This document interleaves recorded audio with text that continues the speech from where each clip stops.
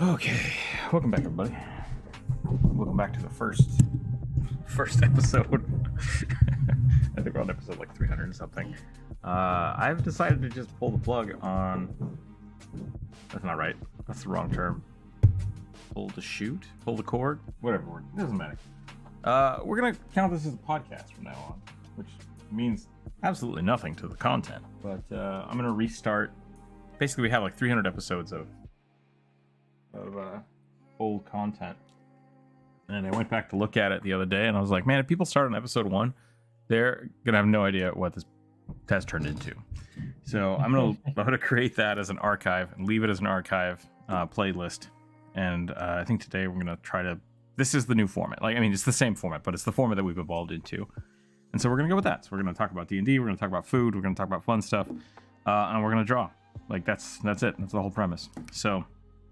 We're going to keep, people can suggest things, and we're going to do that, but we might add some more little fun things into it in the meantime. But here we are. We made it. We did it.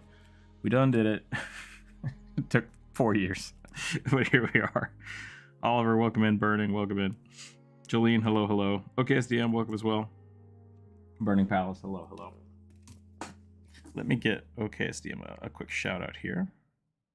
Working on some great stuff. With that, I think what we might do is we might just keep this as kind of the invite-only drawing podcast as it's been. So right now, Druid, you're kind of just a secondary host here. Mm-hmm.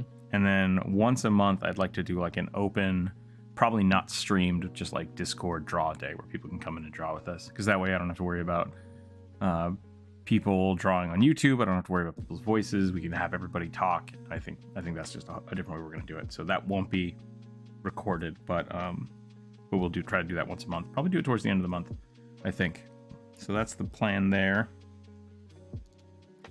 Let me grab this. If you guys haven't checked out OKSDM's channel, I highly recommend it. There we go. Lots of fun stuff. I believe you were on the. Were you on the? I watched one of the DM roundtables yesterday.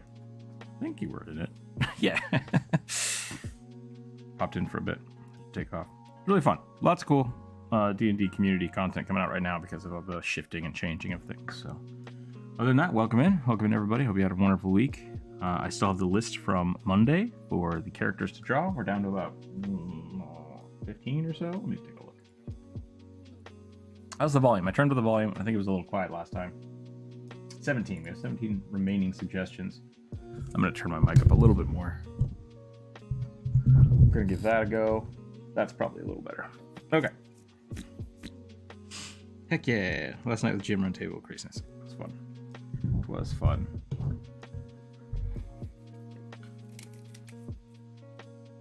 Oh, that scared me. I thought I had like a scratch on my screen. Turned out it was just like, I don't know, goo? Who knows? Just dirt.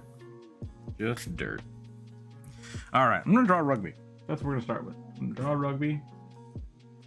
I really want to start doing more animations. Dalcor gifted me Spriter, which is a little sprite generation thing. So I'm going to try to learn that probably next. I was going to do it next week, but now I have a huge chunk of commissions. So I'm working on one that I'm going to finish today. Then we're going to do the third for OKSDM's PDF stuff, which is awesome. And then we're going to go finish the rest of their project, which is going to be probably 4 or 5 commissions. Hopefully get a video out on Tuesday, and then we're going to start working on Spriter. That's the plan. So I have a busy month coming up, which is exciting. So my eye is slowly healing. Overall, it's a pretty good week. Overall, it is a pretty good week.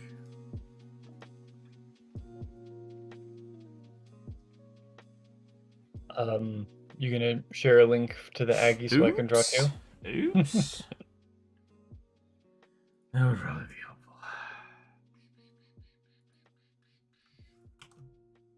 Maybe.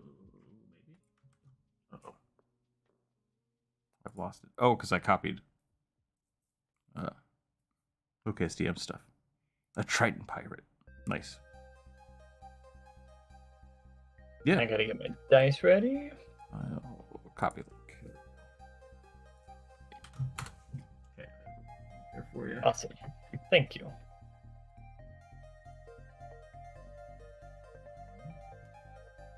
I hope you guys can hear Druid on the Discord. It looks like you can't. Uh-oh. Well, I haven't said much yet, so that's fine. Fix that again. Essentially, I have to delete it every day and re-upload it.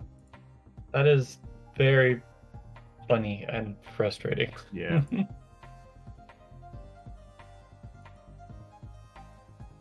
Try now. Birding says he could hear me on stream. Oh, okay. Well, then I don't know what's going on. Yeah. Cool. I don't know whatever. what's going on. Hello.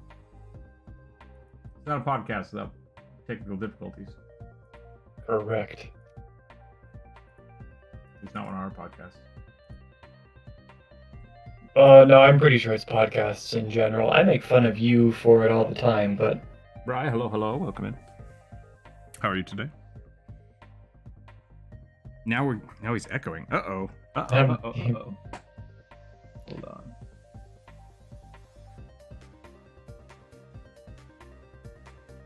Oh, I understand. Yeah, that probably helps. I was recording some stuff yesterday for the for the new video that's coming out. Mm-hmm. And I still have the desktop audio on as well. Hopefully that fixed it. I know what I'm doing. Totally competent. Oh, Triton. I need to add that to the list. Yeah, Burning, I think you're right. It's either the only podcasts that don't have technical issues are the ones that have a team to take care of it, or they take care of everything 20 minutes before they go live. Yeah. I do think there's a really interesting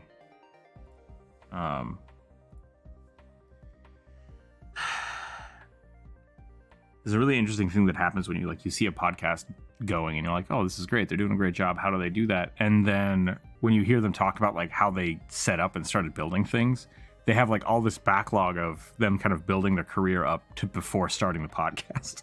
Yeah. And it's just oh, that makes sense, even though I only know them for their podcast. So that I think is kind of fun.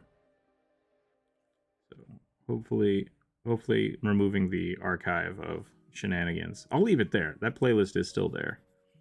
But now people can start here and have a good time. If you have D&D questions or you want to see characters drawn, feel free to add those to the comments. If this is an audio thing for you and not watching the art, I don't know what to tell you. Best of luck. We don't reference what we're drawing that often, so you're probably not missing that much. Yeah. I used to listen to the season 1 of Critical Role, and there were a handful of times when I would basically I have to stop listening to this and I have to go watch it. Because I need to see what the hell they're talking about. Yeah. It's a long way to the top if you want to talk and roll. Yeah. Yeah, it is. You're here for both. That's good to hear.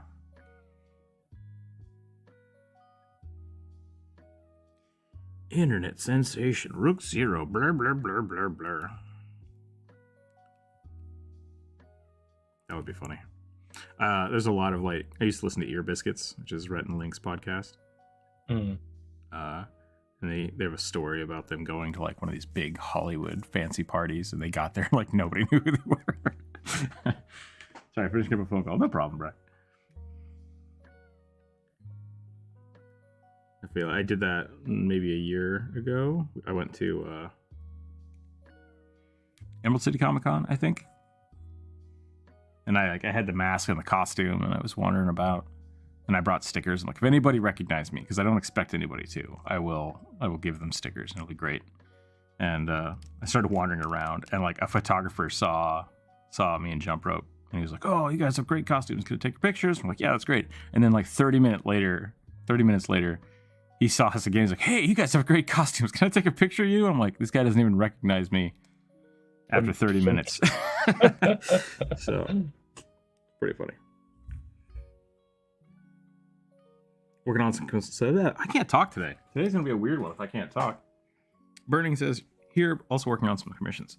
I saw your post, which is awesome. If you're still open, Burning Palace is doing commissions. You can check that out in the Discord under the commissioned artists.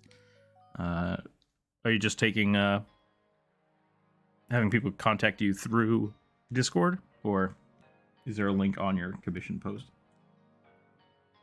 Check that.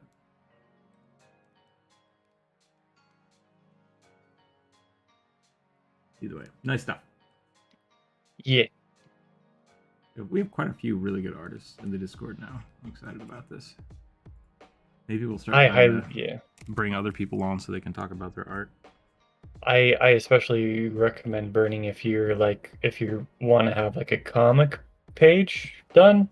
Like his normal stuff is great, but Burning, you're one of the few people I know who I would trust to do comics. I would not trust me to do comics because I'm like, there is a visual language between panels that I am not familiar with.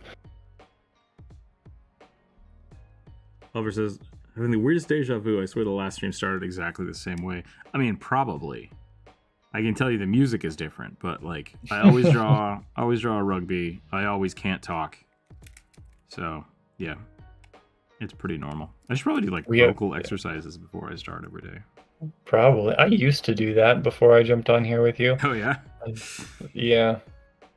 Maybe I should do that again. I am trying to reduce my lisp a little bit. Sibilance. Red leather, yellow leather. As for contacting me, either Discord or if you want to find me on Twitter or Instagram, I have the same name. There you go. Good stuff. Check out the work. Support local artists. That is an interesting concept. Local artists is kind of a weird thing now. Yeah. Local to the Discord, but probably not to your geographic location. Can I say that? How do I denote Discord I don't artists? know. Community? Support our community artists? Yeah. I guess that could work. Support maybe just freelance artists. Joe, welcome in. I'm doing well. How are you? Local community artists. Yeah, I don't know. That's an interesting thing. I'll put up a poll about that later.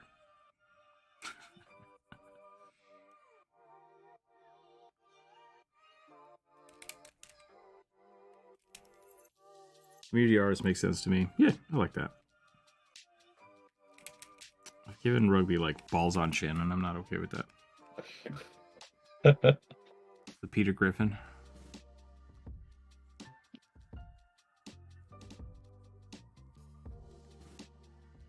I thought it was the Cary Grant. Or was that way too old of a reference? I think that's way too old. And it's not as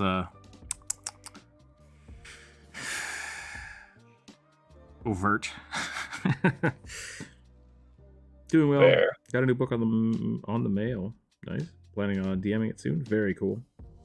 How's the art rolling, Dice? Playing the games, DMing. Yeah, I actually am DMing 4 games right now.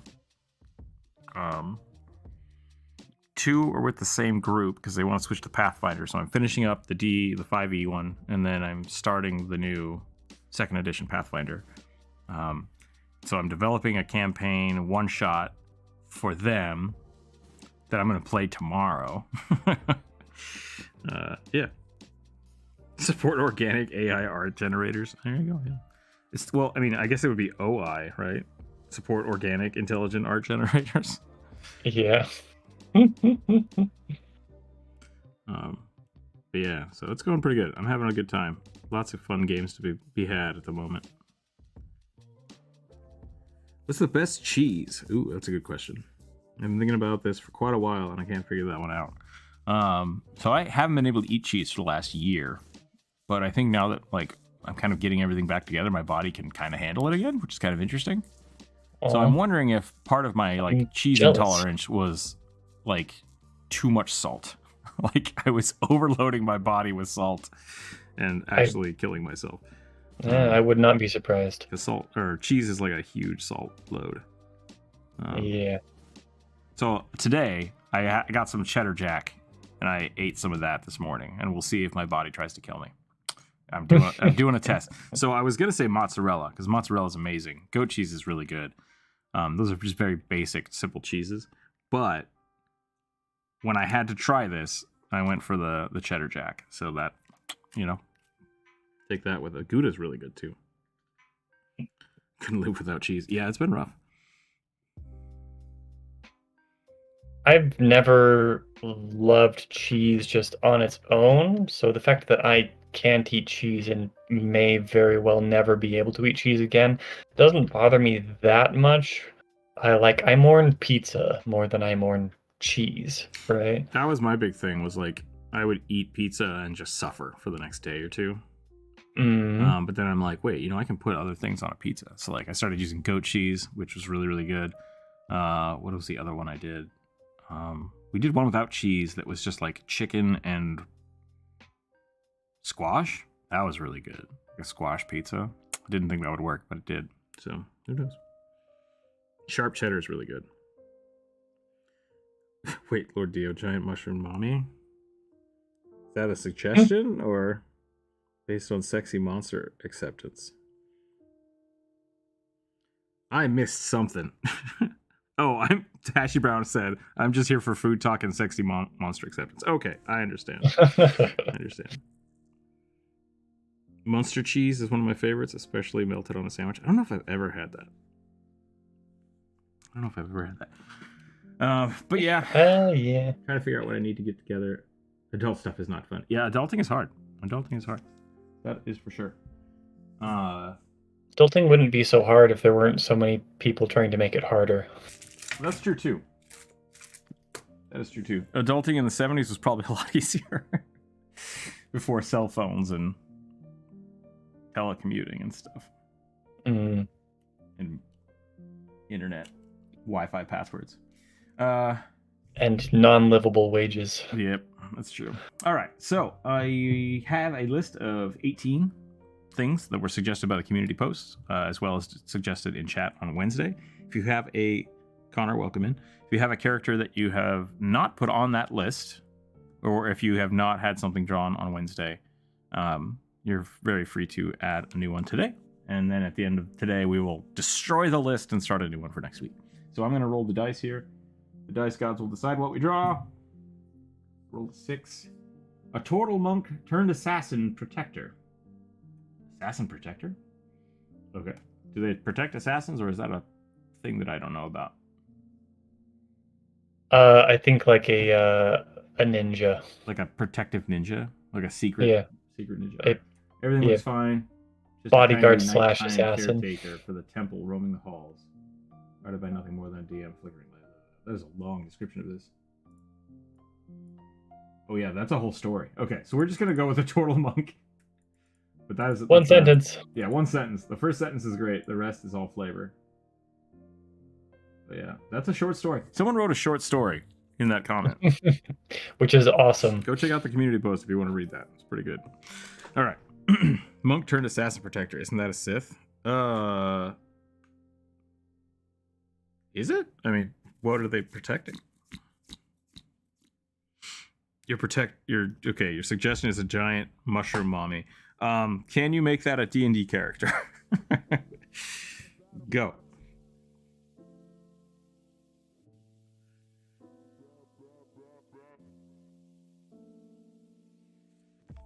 Based on the Myconid you drew for your why you should play Myconid videos, I would say you definitely can draw that. Yeah, that's true. That's true. Oh, is it a Teenage Mutant Ninja Turtle monk assassin? Turtle assassin? Barbarian with a spear. All right. I'll put it on a list. Did you have one from last week? I can't remember. They all kind of blend together.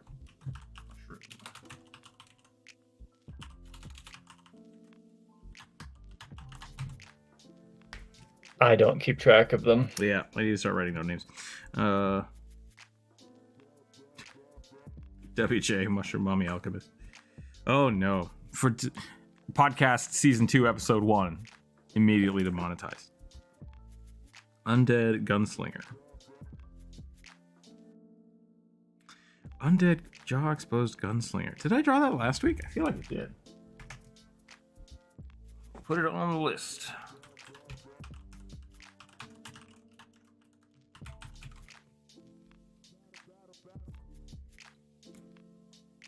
This is nothing but mushrooms now. Yeah. I have infected your channel with my myconid spores. Yeah. All right.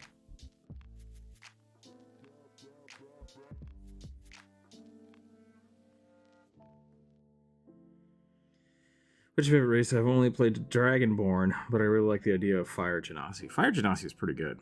Fire Genasi's tons of fun. I really like the... I tend to pick human a lot, just because they are classic and I can understand them, and and they're highly versatile, which I like. But if not human, I usually play elves of some flavor and variety. And I think I've been playing a lot of the... which Eldrin was it?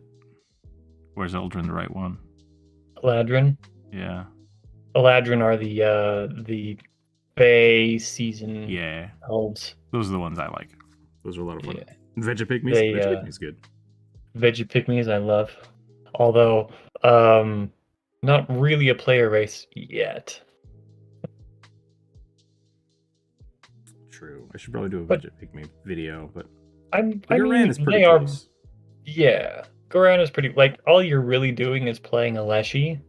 If you're being a Vegapygmy, you're just playing a Leshy with a different background, right? Like you were born in a different way. I was watching the new Mandalorian season. Mm-hmm. Is it done? It might be done. I don't know. No idea.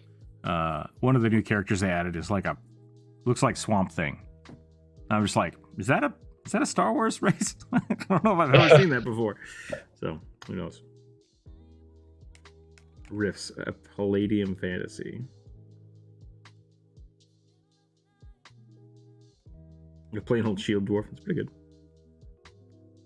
I prefer how Pathfinder does the elementals. Like Genasi are a lot of fun, but I like that in second edition Pathfinder it's a template you put on top of any race instead of being like specifically a human centric what is it, magic or extraplanar bloodline, right? So I've got an NPC dwarf Fire Genasi in our game that I really like because dwarf battlesmith Fire Genasi with a big old burning hammer just feels so thematically awesome to me. Right, says Bearfolk.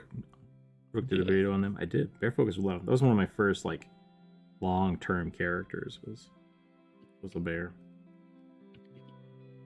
He was just a bear. Just a normal ass bear. It was great. Couldn't talk for the first like 5 levels of the game.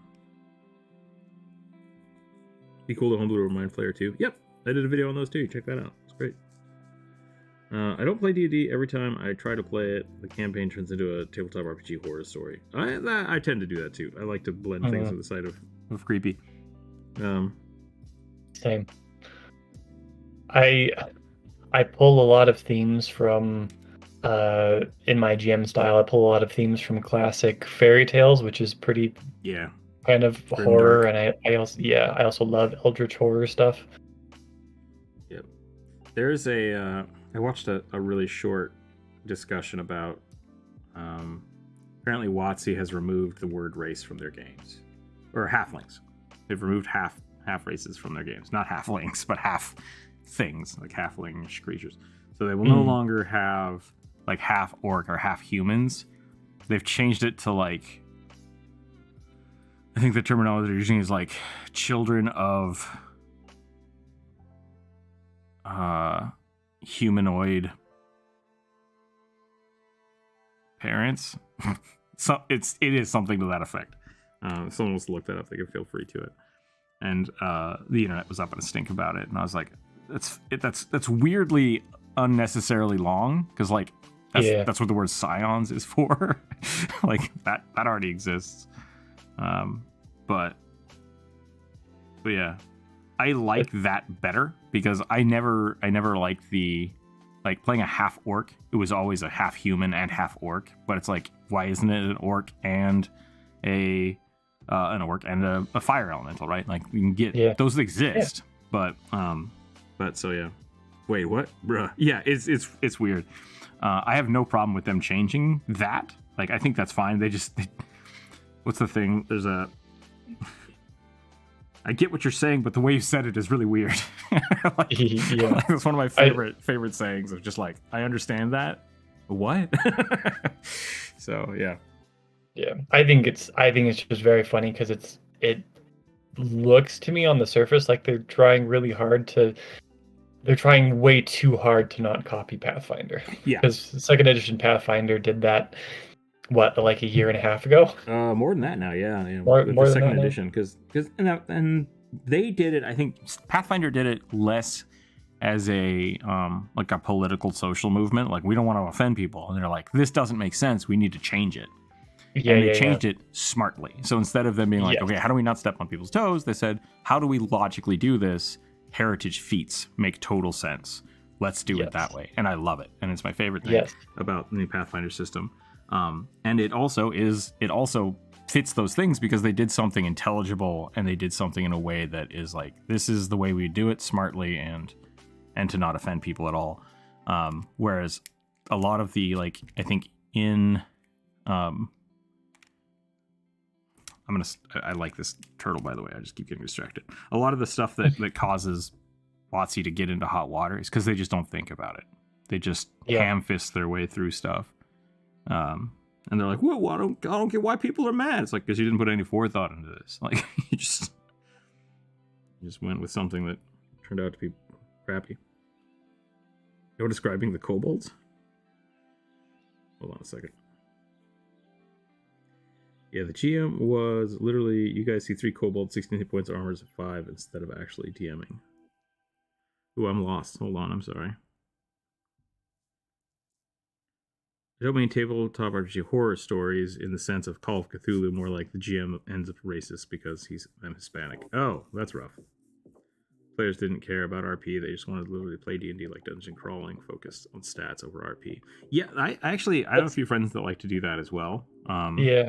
And the way I always describe it is, when I'm talking about how do you want to play games, like, do you want to play an arcadey game where it feels like a video game, and I like basically railroad you through the story, like, here's the quest you're doing this week, or do you want to freeform kind of find your way through a universe?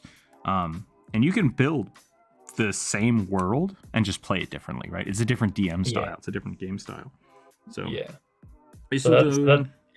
that sounds like just a breakdown in communication, where you thought you were playing a different game than everybody else at the table, which is rough, but happens. Bro isn't creative. I mean, that's tough. I mean, if like, being a DM is hard. Yeah. it's really hard, and that's why, like, if you're not having fun with the story they're telling, take your turn to be the DM for a little while and show them like what you like, and that could be running a campaign. I've also had people buy me books and be like, hey, this looks really fun, can you DM it for me, because I think you would be good at it. And it's like, yeah, cool, like, you've brought something to the table, I can run this campaign for you. That's great. So there's a lot of ways to deal with that kind of stuff. Are you still going down the list? Yeah, so we still have the list for Monday, so if you have if your suggestion is on there, I actually added a few, because a few people added late last, like, on Wednesday and Thursday, so those got added to the list as well. We're still going down that. I say that's how the hobby of tabletop RPGs evolves around. Yeah, we don't do that cringy RP BS. Yeah, you're in the wrong game then. Like, that's just not all players fit all D&D games. There's no wrong way to play D&D. You just might be in the wrong game. Because that's I essentially found that out the same way. Like my players would get really bored anytime we had to start talking, and they would start acting out because they're just like, man, I just want to play around in combat. Like I built this character to try combat, so I had to break the campaign up into 2 different campaigns, and that was totally fine. Oh, the woodpecker's back. I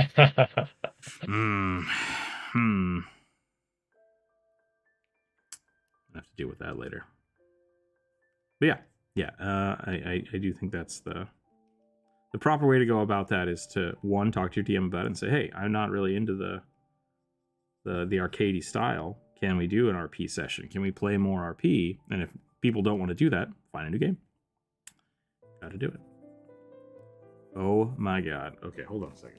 I gotta go punch my chimney.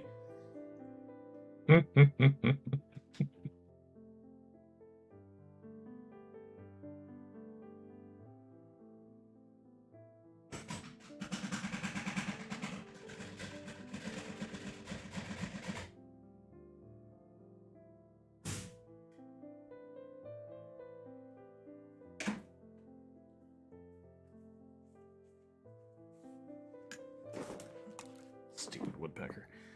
I think he's just making noise. Like it's a. I'll give him one more. I'll give him one more time, and then I'm gonna go. He'll make some noise. He just bangs on the metal chimney, like the metal part of it. Mm-hmm. And it's just like, that's not a tree. Doesn't look like a tree. The fuck are you doing? I think he's just making noise to make noise. Probably.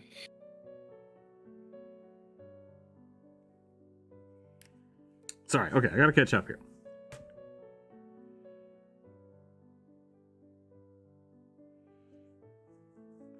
I always say DMing is like movie directors. There's a big difference between The Shining, Kubrick, and Shining by Tarantino. I mean, yeah, like I said, there's just tons of different styles. Yeah. Doodle the woodpecker? No, I'm good. All woodpecker right. Aarakocra suggestion? Yeah. Do you ever play anything that's not D20 Core, D&D, or Pathfinder? Not really. I do. Yeah, I haven't got. One of my friends really wants to play Vampire the Masquerade, so I might get into that. But he basically walked up to me and he's just like, "Hey, I want to play this. You should DM it." And I was just like, "You DM it." So we'll see if that ever happens. But I really like anything powered by the apocalypse, fate. I think the one that I play the most is other than D&D, or other than Pathfinder right now, is Monster of the Week, which is free to download online, I believe. Yeah, it's only a two-page description.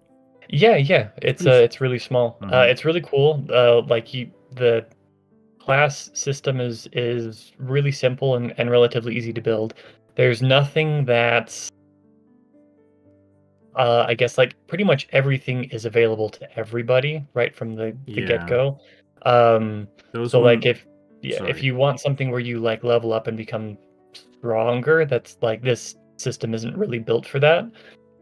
It's built for doing haunted house excursions. Yeah, I feel like the apocalypse system requires a lot more on the player side of being creative because there's not defined rules. And maybe that's because I played a lot. Like when I started playing D&D again in college, I was playing with like a lot of scientists and a lot of engineers that were like, they loved printing out skill sheets of like what they could do and stuff, and that's how they learned the game. Whereas with that, it's just like, what do you want to do? And that's can be intimidating to some people. So it's a lot of pressure on the players to be able to just kind of freeform and interact with things, but it's a really cool system. I really like it. Yeah. I know it's risky in most campaigns, but I've been giving my players a lot of magical items as they have chances to run into encounters that can result in lots of destruction and stuff. Nice. That's really fun. Yeah, high fantasy games are really fun to me, but you just have to balance you have to be able to watch the power level. It can snowball really fast. What is your D&D character? So I have a few. My go-to, which I've played a few times, and I might be playing again here soon, is Human Cleric. or a human fighter. I usually make dragoons or clerics. And one of the last characters I made was a poppet ranger. That was really fun. And the Konrasu shield sentinel. It's been really fun too. That's a Pathfinder character. I don't do a lot of magic characters. That's a good way to put it. Use a lot of melee stuff. Woodpecker wants his character Trump, can't type. That's pretty good. Did I miss anything? No, not yet. Still here. Not really. I rolled a 15 for my selection, by the way. 15? Okay. Yes. An Aasimar Leonid Barbarian. Wait, I think we drew that last time. I'm sure I drew that last time. I remember you drawing that one last time. Okay. I'm going to delete that row. I forgot to delete it. So now it's a half elf that is a swarm keeper with a sickle and rats. So it's okay. Yeah. A rat swarm keeper. Cool.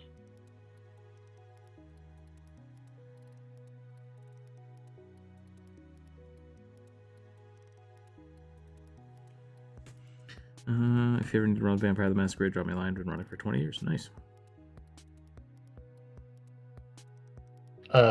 I would love to play Call of Cthulhu, but I don't have a table that wants to play it. I had some people that were interested in it, but I also it's a lot of setup, and I haven't had the gumption to actually try to do it. Yeah. Adam says it's a really nice shroom. I agree. It's a good shroom. Thanks. I think the difficult thing about Call of Cthulhu, it's because it's kind of difficult to build a character that you're invested enough to play and then watch them die. That can be a good point. Yeah. Call of Cthulhu is brutal. Yeah, it's not. Are you going to be like? It's not. There is no guarantee for survival. Yeah, I think you that's are more an likely interesting. to die. There's a lot of one shots where you can just kind of say like, okay, we're only playing these characters once, whatever. But like Call of Cthulhu, it very much is like surviving is not the goal in that game. Yeah, dying is like, yeah, it might happen. let's see how it goes. I kind of like that concept. Yeah, it's probably going to happen. The question isn't will I die? It's how sane will I be when it happens. For vampires, if you players want a political game, run Carmelia. If you want to play an edgelord evil Sabat, go on the middle ground. Alright. An arch? Anarchs? Okay, gotcha. The character is a half-elf swarm keeper that uses sickles and the creature keeps our rats. Fits with his story. Oh yeah, that's what we're drawing. That's what Drew's gonna draw right now. Yeah. I'm down to run a one-shot of Call of Cthulhu if you want. That could be cool. Don't mind running a 2 or 3 hour game, Call of Cthulhu of Possible Mansions of Madness. That could be fun. Yeah, I love Mansions of Madness. I think I've played through every scenario in Mansions of Madness. That's awesome.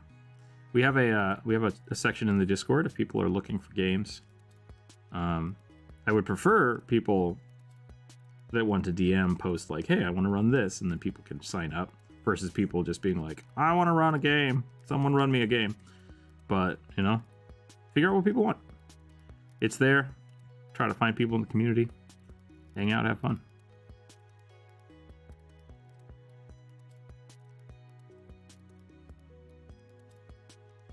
The goal is discovering the horrors. You don't win. Yeah, it's break even. Is that bird creature a tengu? It's supposed to be a turtle. So maybe I've screwed something up. No, he reads turtles to me. Turtles have beaks. Yeah, I'll give him a little. His head's maybe just a tiny bit long. I could shorten up his head, I guess. I was trying to make him very lithe for a turtle, though, because he's a ninja. So I wanted him to be a little bit more stickish. I don't know how to say that. Lithe works. A little more lithe. Long-limbed. Yeah. Stickish works. I get what you're talking about. I'm a big fan of turtles being tortoises, like sea tortoises. Like I like that. I like that visual. Love reptiles. Nice. What was your go-to character story? I'm of the mind that playing D&D writes your character story. So I usually come up with, my character is a blacksmith, and they've done nothing with their life up to this point. like that's usually how I start a character, unless it requires something. So like Brooker, who is my one of my crafters, I wanted to make a cleric that was also a blacksmith, so he could make like magical little artifact weapons and stuff for paladins.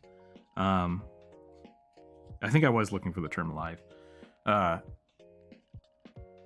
So I had him basically start out as a level 1 fighter, conscripted into the army, learned how to fight, eventually started running into magical stuff, tried to learn magical stuff, took a level of wizard so that he could like understand arcane runes and do research, and then found religion. So all the other levels he took was in cleric.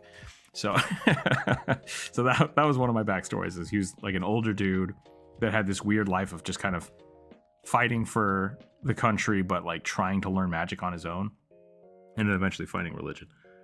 And I really like that. I tend to do something to that effect. And then there's my bear character, who was a bear, found a magical fez that gave him intelligence, and he became a monk.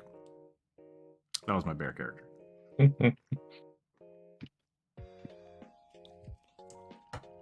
Liked to fish. That was the other part of it.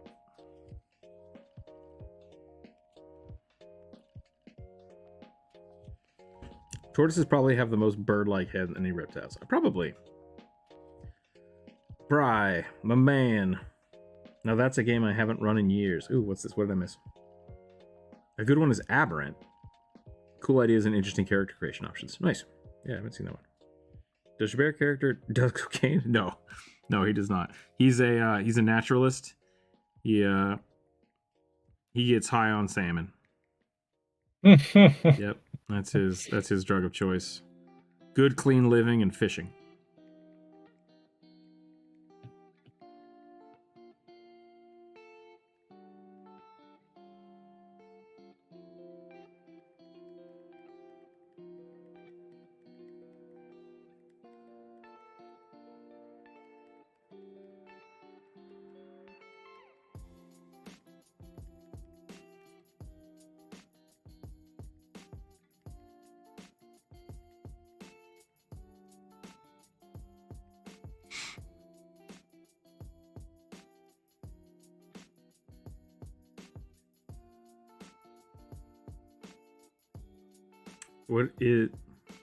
Was it you who did the salmon bear startup in game? Yeah. Oh wait, salmon beer? Yes. Yeah.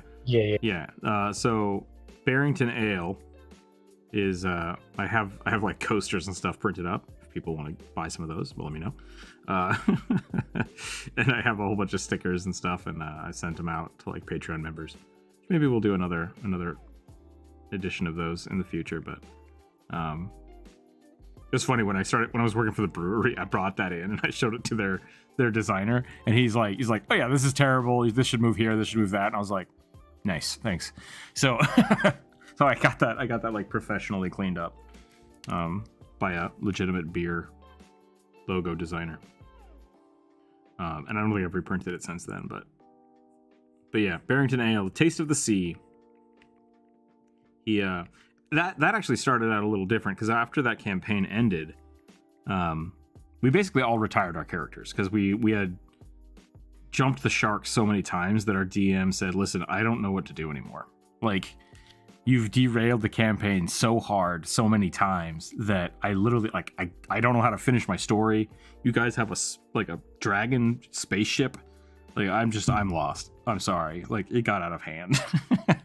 And so we all agreed to just retire the characters and start a new campaign, which was great. Like, it was time.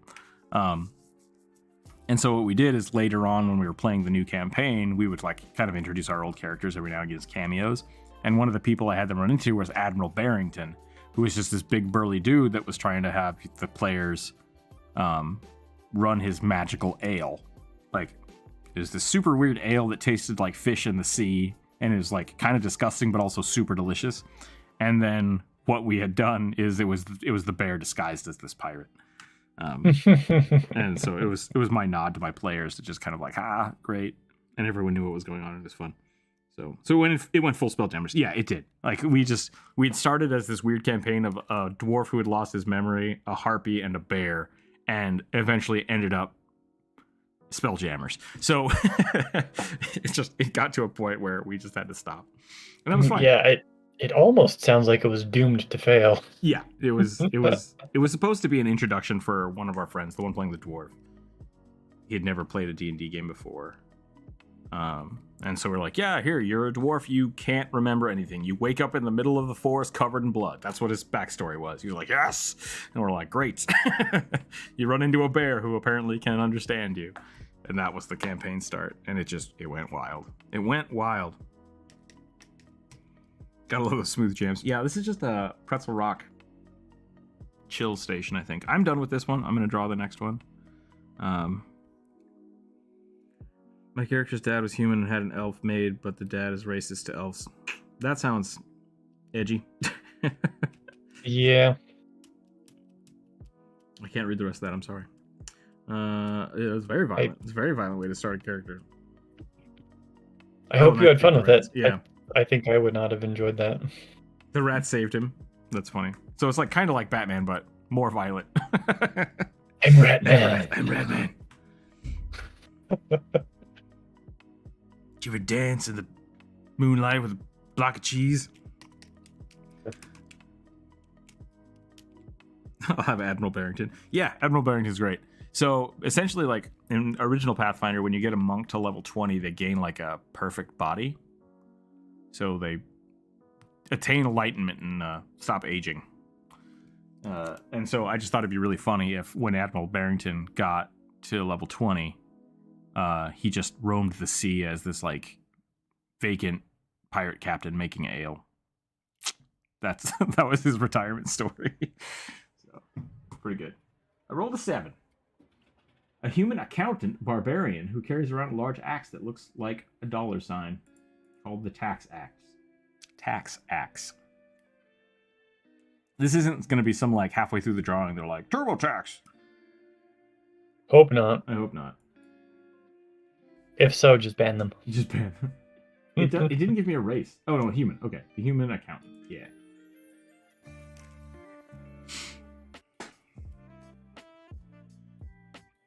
Also, why can dragons and humans breed? Well, that's a weird question, but I can answer it because there is lore for it. Dragons are, in my mind, like the prime material creatures. And they can polymorph into people. And if you polymorph into a person, all the bits are polymorphed. Enough said. Like, yeah. Because people have weird fetishes. Don't think king shame it. I mean, the other thing about that is when you're talking about like having a blood lineage, like so if you have like a dragon lineage or like an elemental lineage, it doesn't always necessarily mean that you like my grandfather was a dragon. It's like that doesn't make any sense. My grandfather was a rock. It's like, yeah, it really doesn't make any sense. But somewhere in your lineage, someone did a ritual that fused with a rock or like gained some kind of like rock powers. Like that's how I see a lot of the elemental stuff being, especially with like the Feywild. You spend too much time there, you slowly become more Fey. So it doesn't always have to be like, you know, the bard fucked a dragon and now we have half dragons. It's like somewhere in the line, dragon power was bestowed on one of your ancestors. And maybe it didn't manifest in everybody the same way. You know, Hashy Brown, explicit breeding not required to be a half dragon. That's a much more eloquent way to say what I said. Thank you.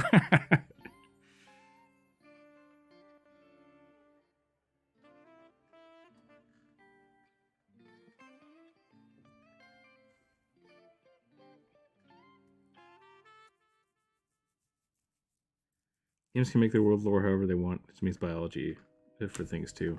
Yeah. I mean, dragons lay eggs, right? So, who knows? just beat off on top of one. Yeah. There you go. I mean, I wasn't gonna say it, but there it is.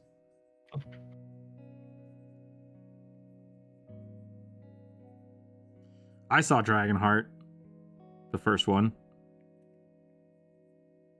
and maybe the second one, but not the fifth one. I know for sure I didn't see the fifth one.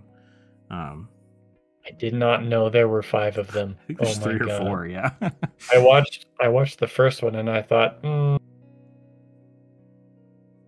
that was enough.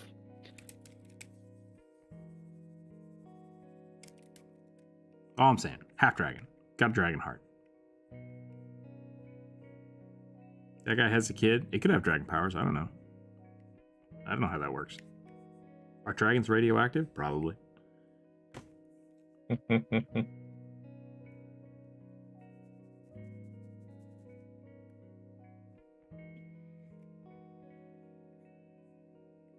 this is a human, not an elf.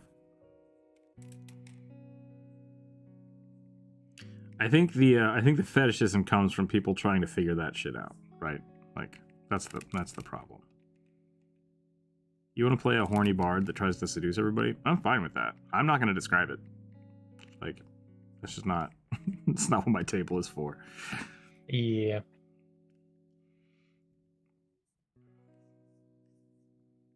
You want to run a pornographic game, like find a table for that. Don't shoehorn it on top of somebody else's Exactly, game. yeah.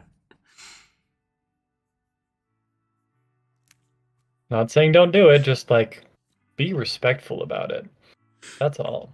My next character is going to be a fire genasi sorcerer prince. That sounds fun. Yeah. That's something fun. I do find it a little interesting, and I do mean interesting, but not shaming, that people get into nitty-gritties of reproduction in a world of magic. With magic walking trees. Yeah. In the grand scheme of things, it doesn't matter. But, people are interested in whatever they're interested in. Yeah, it's fair. As a person who like studies biology for fun, it's kind of important to me that it be believable.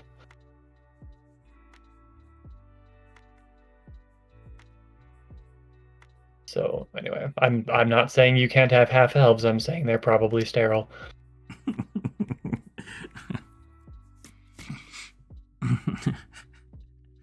What a mean thing to say to somebody. You're the donkey of this universe. What? Mule donkeys are. You're right. I screwed that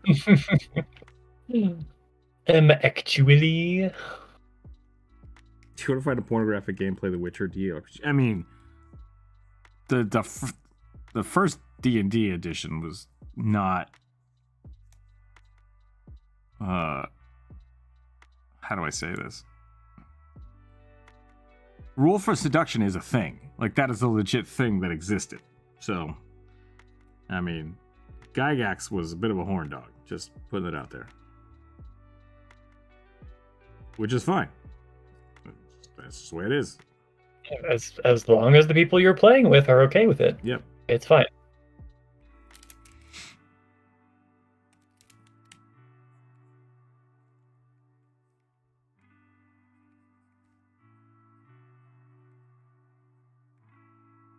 Just be cool, man. Just be cool.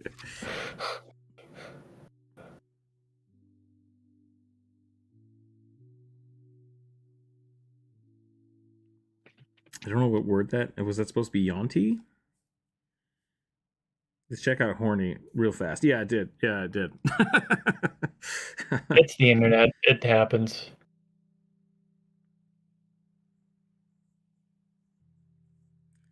Prince Man will have fallen from the sky, from the fire realm, and has no idea what's going on. So is it like reverse isekai?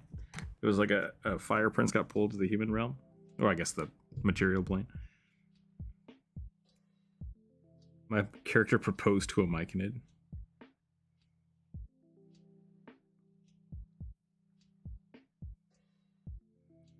Wait, the predator race has a weird name? I guess I never thought about it.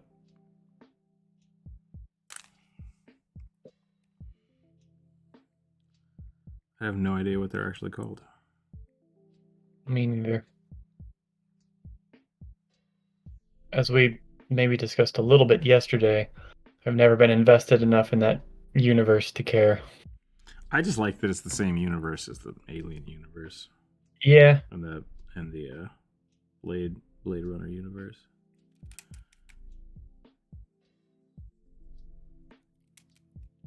Nope, I hate this haircut. Should we give him a beard? Would the tax man have a beard? I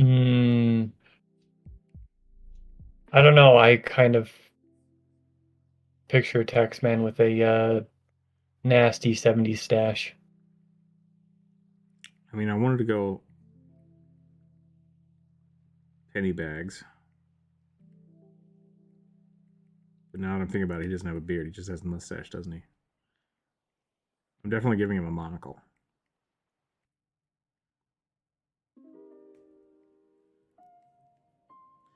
Dapper Dan the tax man.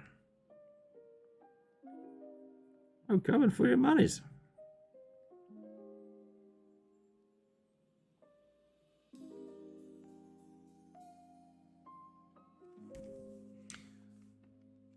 Interesting.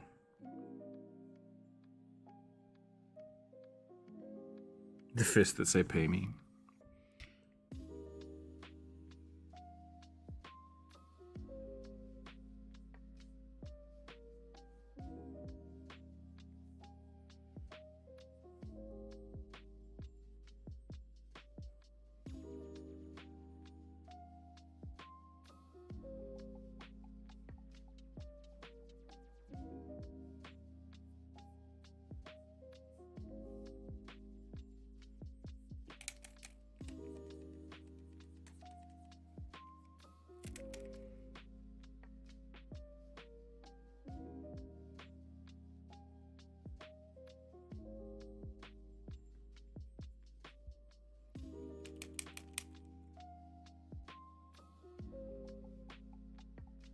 How are you drawing two things at once? I am not. So I'm drawing this guy over here, and Druid is drawing, the Bluest Druid is drawing the other character. Yep. Hello, I am Bluest Druid. I am Rook's sidekick, ostensibly.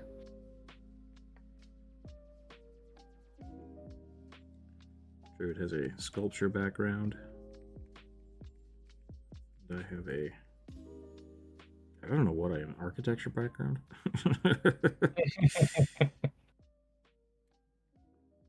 Yeah, architecture, maybe general art education. Maybe. I guess I'm trained more in digital art than I am in traditional art.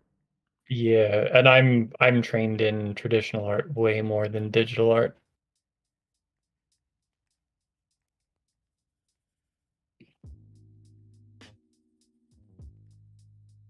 Although I never did manage to get through my oil painting classes before I got too sick and had to drop out of college, so. I didn't realize they had classes for oil painting. That's interesting. Well, they did it at the art college that I went to, so. I made it through printmaking, the intaglio processes, the like etching stuff. Those were a lot of fun. I hate lithography. Interesting.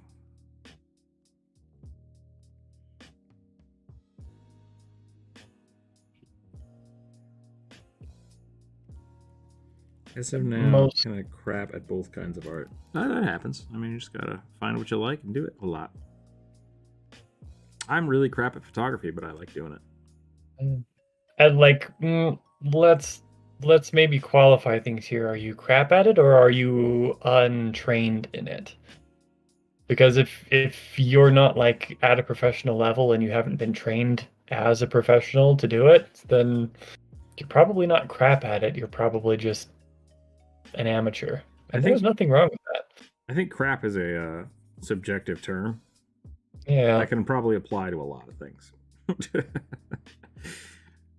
I think professional amateur is a good kind of objective thing. So that's probably a better way to talk about it. Yeah. Let's just not be unnecessarily shitty to ourselves, okay?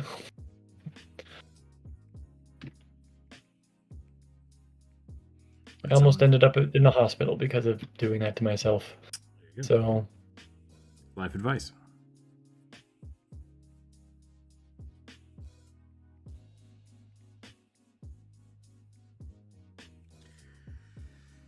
I thought photography was going to be easy, and then I did some for a class, and I have no idea what I'm doing with it. Yeah, like it's tough. It's really technical, right? Yeah, like there's so much you have to learn about the whole process. Well, the thing is, you don't have to learn it, but like it's very hard to master because it is so technical. Like you're absolutely right. Like you can be a good photographer without knowing how your ISO works, but it definitely helps to know how your ISO works. I still struggle with it every time. Every time I have to look it up. It's like, wait, which way am I going with this? Up or down? Shoot. So. I also am not very good at photography. That's one of the few things that I didn't like pursue studying at all. I decided very quickly that I'd much rather do things that I thought were fun, which is why I ended up doing glass blowing. That was fun. That does sound fun. I've never been able to do that. It Didn't have it in my college.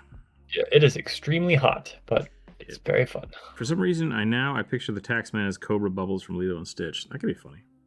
My party actually encountered a dying radiant dragon last session. That sounds like a great way to kill off your party on accident. I'm not an artist. I'm a creative writer. That's cool. That's very cool. Also a hard thing to learn how to do. Yeah. I thought photography was going to be easy. Oh, I read. I'm sorry. I'm not a doctor, but I see enough Doctor's House so I can get the gist of it. The human body is basically a potato. I was watching something and like they were saying that House is like one of the worst medical depictions. Because like with ER, they actually talk to surgeons to like fill in the technical jargon, and in House they're just like, it's not lupus. Just every time. Funny. Yeah, I like that. Doesn't really surprise me at all though, because they were very clearly looking for fringe medicine. Yeah. Right. Yeah.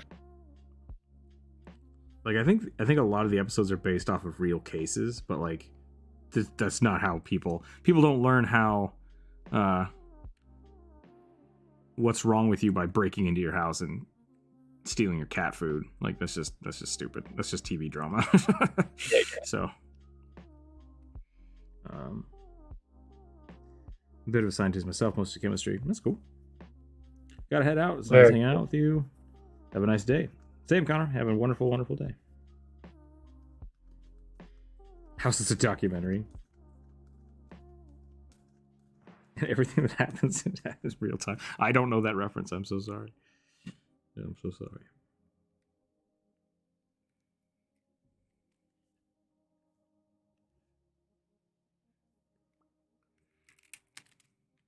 Yeah, I really loved photography way back in the day when like I used to have to develop my own film. And that was really fun. But the problem was like you'd go take 20 pictures, go and get your film developed. 4 days later, all of them sucked. Like that's just how it worked. So like you had to be really careful, and that's why it was really important to know all of your settings. But now, like I bought a pretty nice camera, so I could do like videos and stuff with it. I can just keep trying over and over and over again. So I never have to learn the stuff because I can just trial and error it every time, or I can like ballpark it and then adjust it later. So photography has become much, much easier than it used to be. Yeah. And a lot of the automatic settings work pretty well for most situations, unless you're really trying to get artistic, which is the same with like, Procreate and I would say even Photoshop. Like you can get a lot away with the basic settings. You can get away with a lot with the basic settings. Yeah. Slight dyslexic moment there. Yeah.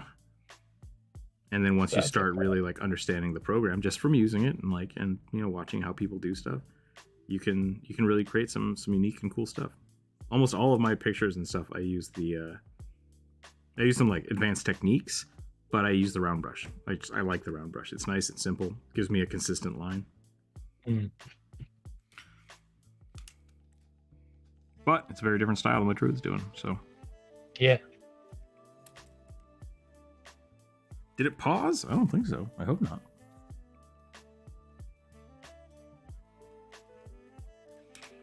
Aqua Teen Hunger Force reference, Master Shake. The Highlander was a documentary. Okay.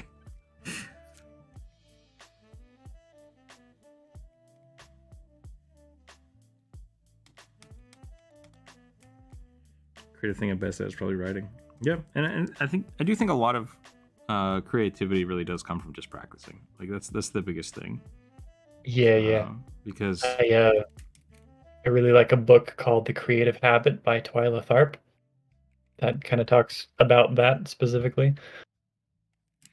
something that I found, just like with kind of drawing from reference and like finding artists you like. I haven't done a lot of creative writing in my life, but when I was trying to get better at writing, something I did was trying to retell a story. Like try to retell one of your favorite episodes of a cartoon or of a TV show. Like rewrite that. And that was an interesting project that I did for a little while. And it helps. It helps because you're like, why did they tell this story one way? What from the story do I remember? Like what things did I change? It's just like reference drawing. It's pretty fun. Yeah.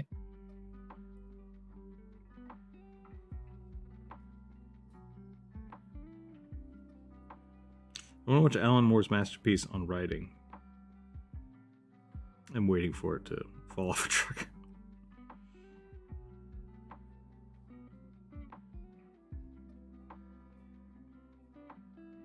Reminds me of how the Hunter Thompson learned how to write. He would write The Great Gatsby over and over again. I mean, yeah. Even now, like if you're looking at especially digital artists, which is one of the reasons that like traditional art has always been a struggle for me. Drawing something 3 or 4 times is how I perfect it, right? Like I drew the base structure, then I start a new layer, I draw it again, I draw a new arm, I draw a new leg. Like you just keep doing it over and over again until something is right. Like that kind of iterative design, which is kind of what I specialized in college, is really important. It's a really important way of working. And it's harder to do that with traditional art without just completely starting over. And there's a lot of great artists out there that you can find their thumbnails and their pictures. Oh, what was it? It was Frazetta. Oh man, like for every one of Frazetta's like finished pieces, he had a wall of like sketches, and like he would paint the thing. He'd have like this is the final painting. He would have like a painting this size, and he'd have like he tried it this big, and he tried one part of it over here, and he would just have these huge walls. Sorry, I'm getting really close to you. You're good. Of just constantly painting the thing before he actually put it on the final piece. And I think that's really cool. It's all practice. It's all practice.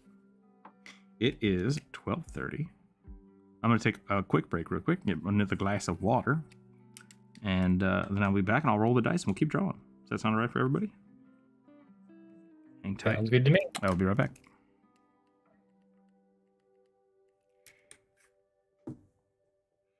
If you don't know who Frazetta is, you've probably seen his art on the side of a van. Frazetta's good. We actually have a video out of us doing Frazetta reference drawings somewhere. Yeah. Somewhere. All right, be right back.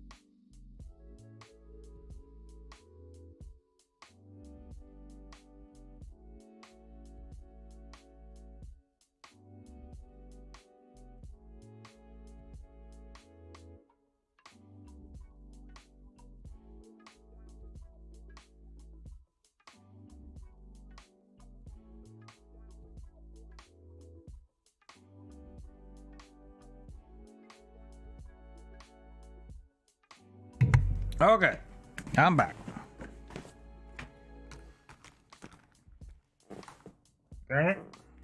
Welcome back.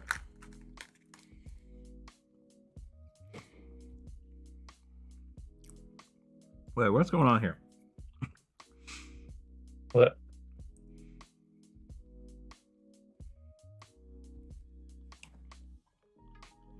People are passing around Google Docs.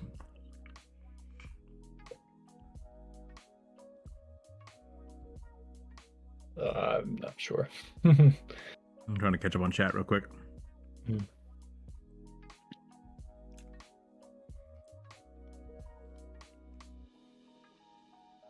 Why doesn't YouTube have a messaging function yet? Or am I just blind? Yeah, I don't think so.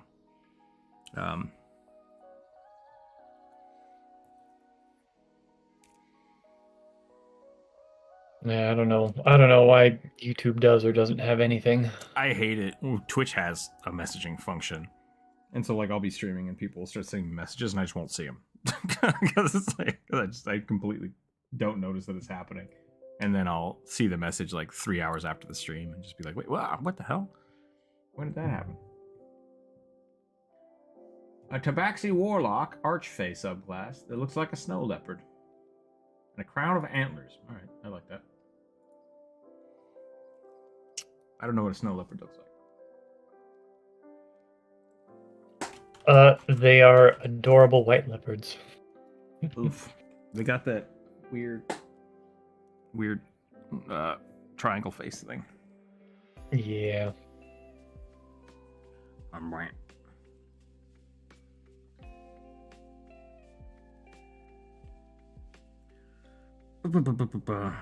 It's like after 12 for me, but I'm feeling like morning we drink.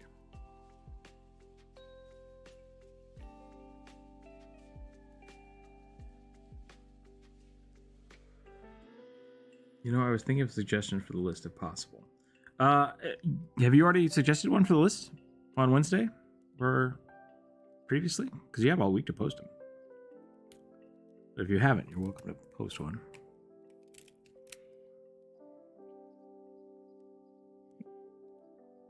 One per week.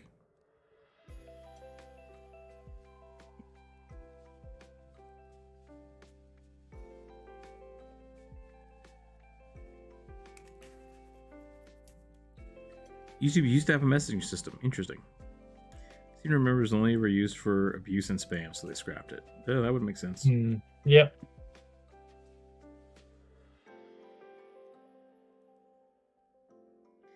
Need to find my cat Probably after talking good. to these felines. Hopefully I don't get stuck with his claws again. Yeah, hopefully not.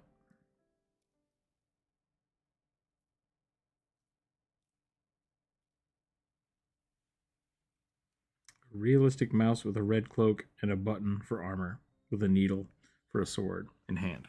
Isn't that like the classic mouse from Mouse Guard? Like on the cover of the book?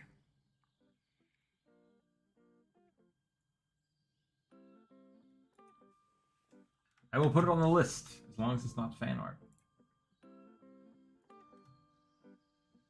Actually, I think the Mouse Guard mouse has a sword. I don't know. I read Redwall, but not Mouse Guard. Mouse Guard is essentially Redwall, the RPG, or tabletop RPG.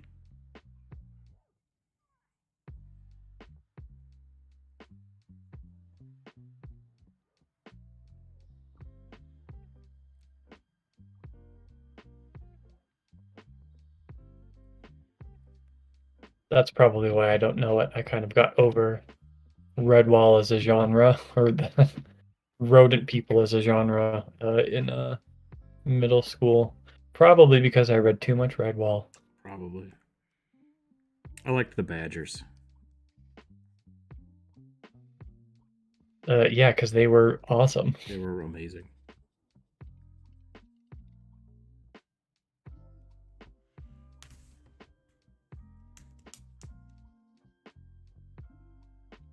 Is it that was my Mouse Guard PC? That's funny. Someone asked you for art of Straw, that counts as fan art, right? Like drawing official characters? Correct. Yeah. That's essentially what I don't want to do. Because I've had people like, oh, can you draw Boo? Mince and Boo? And it's like, no. Like, that's not the point. The point is to draw people's characters.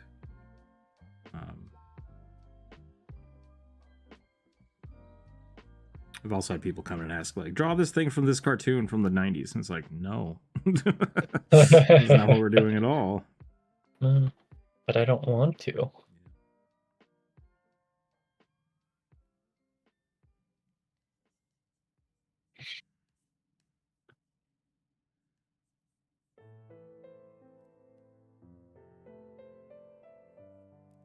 Yeah. 3 rats is enough to indicate a swarm, right? Sure. Just add like 1,000 eyes inside of the cloak. Side of the yeah.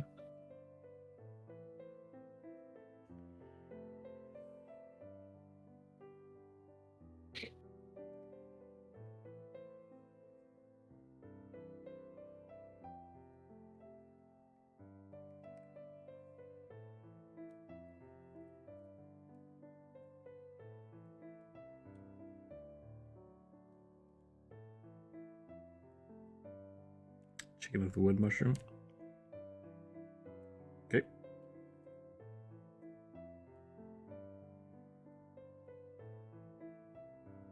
Cloak made of rats. Getting into mimic territory there. However, it's not unheard of, as there is a first edition Pathfinder spell on the Druid spell list called Cape of Wasps, which is that, but wasps. That sounds pretty awesome. Yeah. Draw me a human prince that turns into a ripped barbarian when he uses his magical sword. Also, he has a pet tiger. Yeah. Bernie knows what's up.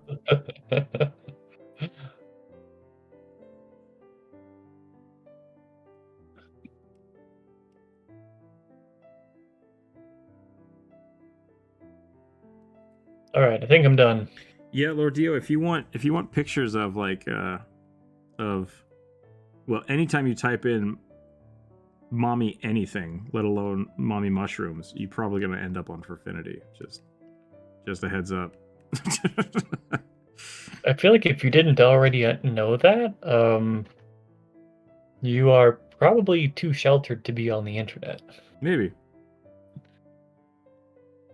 What dice am I rolling? Is it still a d20? Yeah. The list doesn't seem to get any smaller. Never does. 8.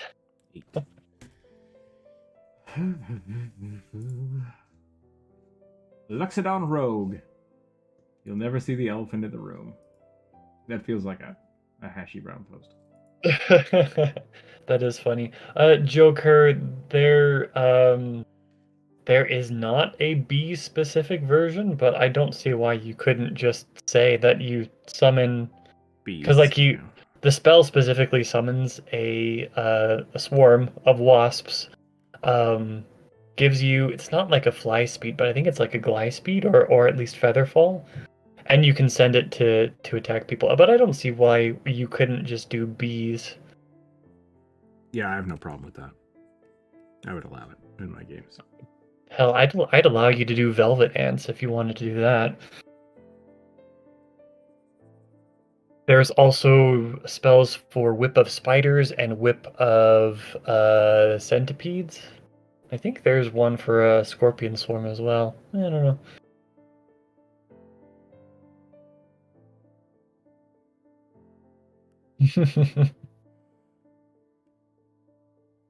Okay, Luxodon Rogue.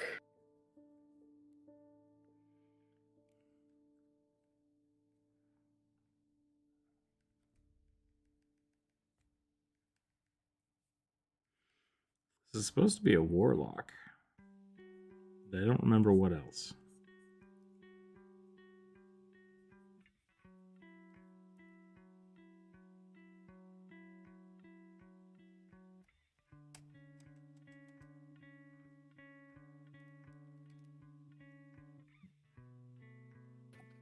Imagine the irony of a werewolf scared of dogs. I mean, I would be scared of dogs if I was a werewolf. Yeah, I think. Have you have you ever seen those dogs that are bred for hunting wolves? Yeah, it's scary. Just does not. Wait, it just does not write. We as friends with rats and rats saved him. I'm a little confused, Morbid. Oh, is this the character's backstory? Okay.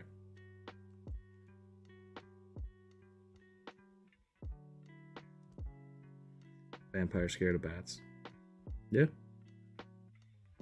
Batman's Batman because he's scared of bats.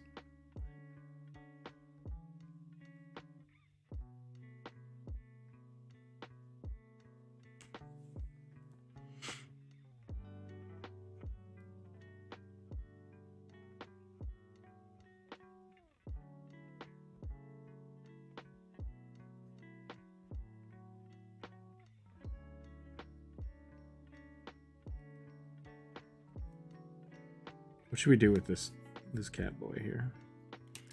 It's supposed to be a Fey warlock. I want to do something. He's so cute. I might make him really short. Yeah. That's probably a good idea, actually, because snow leopards have really short legs to conserve heat.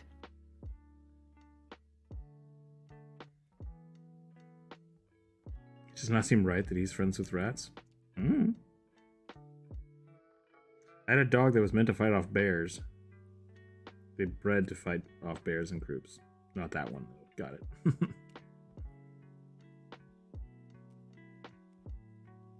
Can you permanently be turned into a werewolf? Yeah. Yeah, that's part of the... there's a means to do that.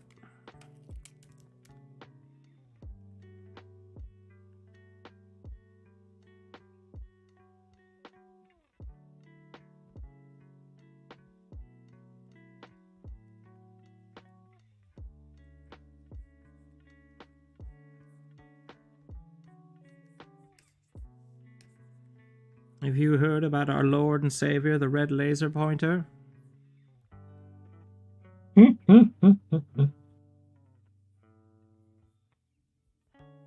Or the great god of healing cardboard box. I like that one.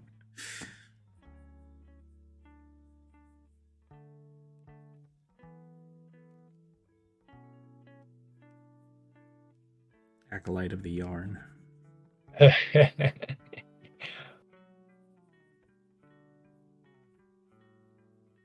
I'm gonna get better at drawing poofy sleeves.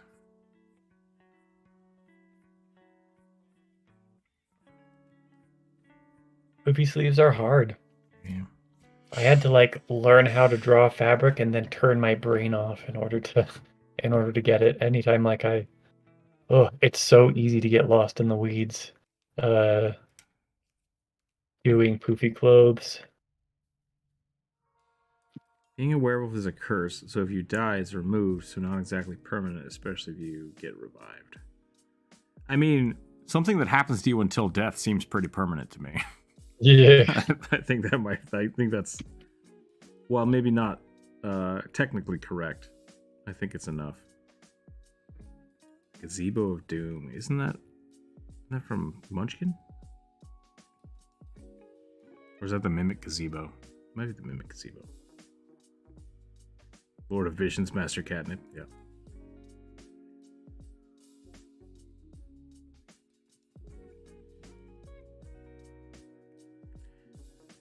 Sing the song of food summoning. I like where this is going. I like where this is going. We need a order of alley cats or something.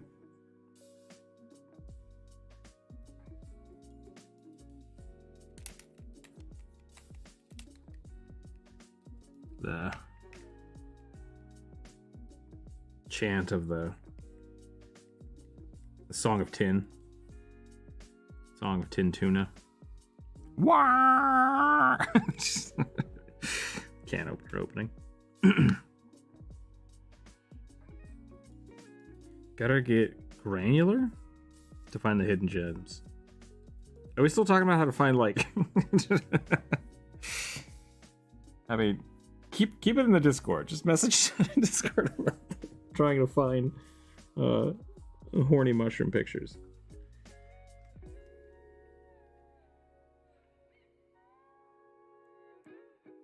Like marriage? I missed that. I missed the joke for that one, sorry. Later didn't realize that the gazebo was tied to attack an actual gazebo in the game. Oh, try to attack an actual gazebo. Gotcha, okay. The god is a laser pointer, and the devil is a cucumber. That could be pretty funny. My cat didn't stick me with his claws. That's good. But now I'm soaked because of the adventures in the rain. Oh no. Will the leader of the Order of the Alley Cats be Dame Judi Dench? I hope not. Boo. No theater. I invoke my rights of the wet blanket to poo-poo all over that idea. Mostly because I don't want to watch or think about Cats, the musical.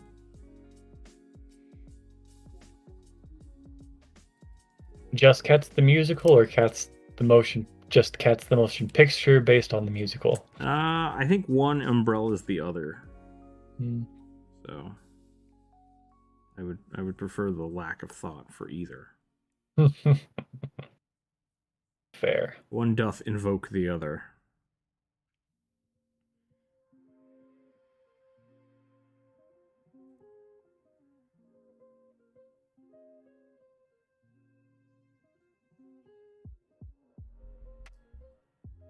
I still can't sit through Les Miserables.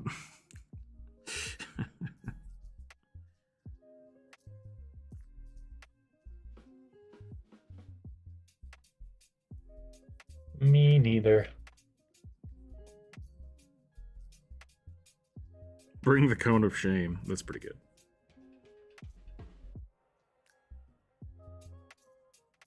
There's an actual tabletop RPG called Cthulhu. That's pretty funny.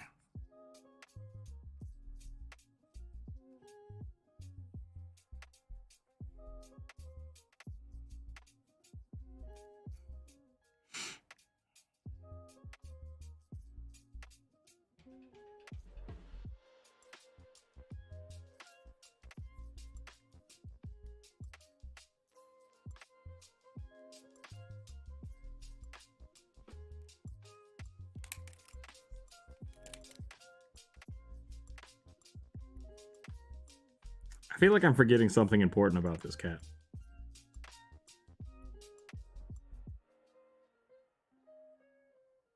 What's a warlock of something? Fey, archfey warlock cat.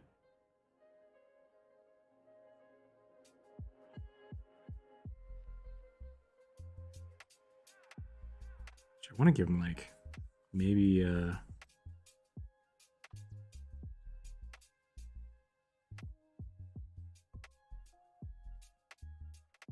butterfly wings? That could be interesting.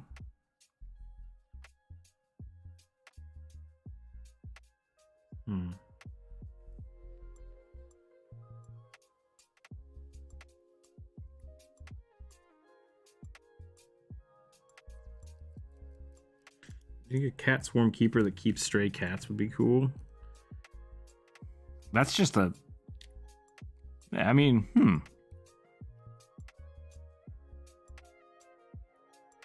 I'm not sure how I feel about that. That feels too Inception-y to me. Yeah, like at that point, you're not really a swarm keeper. You're just the leader of a group of cats. Like if you're a human with a swarm of humans, you're just a group of humans with a leader. Yeah, you've taken the crazy cat lady more than one step too far. Yep. Cat, I'm a cleric of the unseen god. He always awaits us in the corner of the room.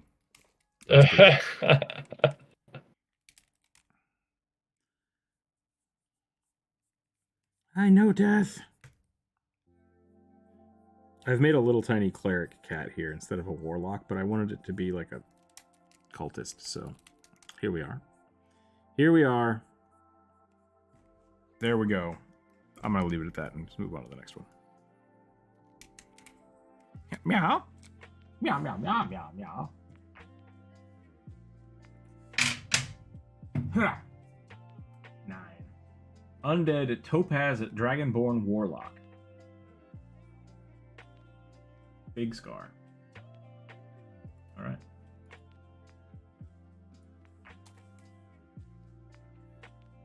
I don't remember what the Topaz dragons look like. Isn't a crazy cat lady just a druid? Maybe. That's a good way to look at it. Barbar got ripped. I don't think I ever watched Barbar. Oh, he was supposed to have antlers. That's right. I'm gonna finish that. He needs antlers.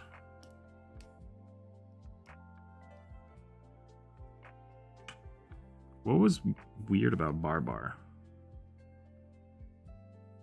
Is he a prince or something? Yeah, he was the elephant prince, and he was just an elephant who was super intelligent and could talk, and occasionally stood up on his hind legs and wore clothes, and sometimes just walked around bare-ass naked. But nobody seemed to care. So he lived in a human world. Yes. Interesting. Yes, he was good friends with a highly educated Victorian woman. Whose name I cannot remember. I'm not even sure she actually had a name. The man in the yellow hat. Pretty much, yeah. Babar was weird. I know, like, that's not saying a lot for kids. Literature is often really weird. But Babar was pretty weird. In my opinion.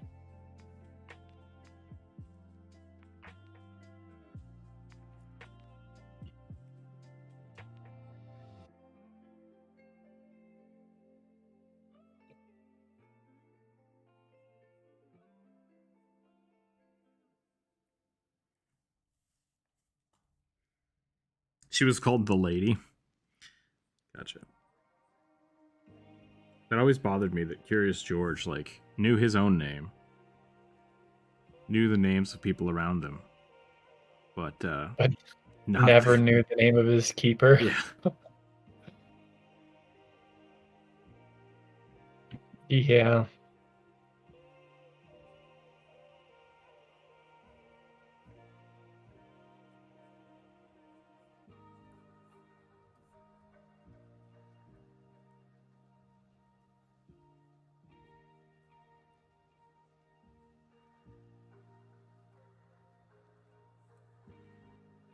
Do you remember Amelia Bedelia?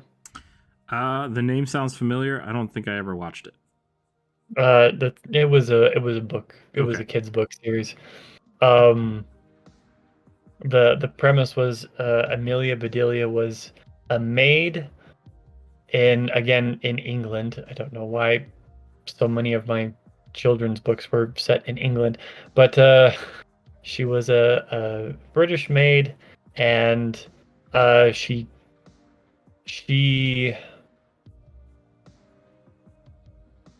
misunderstood everything. She's an idiot. Pretty much. So like there's like the first book, I think, I remember she had to bake, or she was supposed to bake some bread. Yeah. And as part of the recipe, she had to watch the bread rise. And so she just kind of like sat there and waited for the bread to rise. But instead of waiting for the loaf to puff up like you would think, she waited for it to levitate. And when it didn't, she helped it by building a contraption with pulleys and stuff. I do remember that, yeah. That does sound really familiar. She was like, it was like basically she only understood literal things. Yeah. Isn't Hasher the Unspeakable King in Yellow? Maybe that was his name. I forgot what I was supposed to be drawing. Shoot. Undead Topaz Dragon. Okay. What does a Topaz Dragonborn look like? All the gem dragons just look weird. Hippie Longstocking. Maybe. Task failed successfully.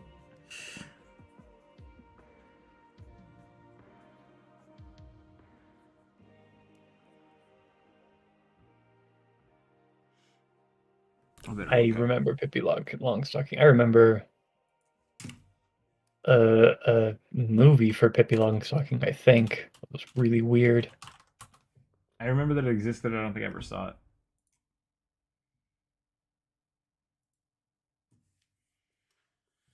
Okay, here we go. Sometimes I think about media for kids that grew up in, the 80s and 90s, our time period. And and think, you know what? I'm actually remarkably well adjusted for somebody who was raised on The Never-Ending Story. Yeah. Yep. I mean, Dark Crystal. Labyrinth. Oh, but I love Labyrinth. All Dogs Go to Heaven. Oh yeah. Like there's a reason that generation was a little traumatized. Have you ever tried to play as a cowboy or tried to use guns in D&D? Oh yeah, all the time. All the time. I had Bert Gummer from Tremors as one of my NPCs for a long time. Went out there hunting then on Keg and Gunners are cowboys. I think are much easier to play in Pathfinder than D&D. Yeah, the gunslinger is a classic like Western gunslinger. Built into a class. Yeah. And Brave Little Toaster. Yep. Oh my gosh. Yeah, that was most traumatizing.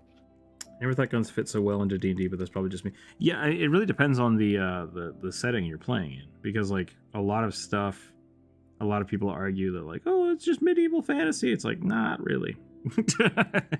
It's not medieval fantasy. It's a world where magic works, and so like even with that, like instead of using guns the way we use guns, like magical bullets exist.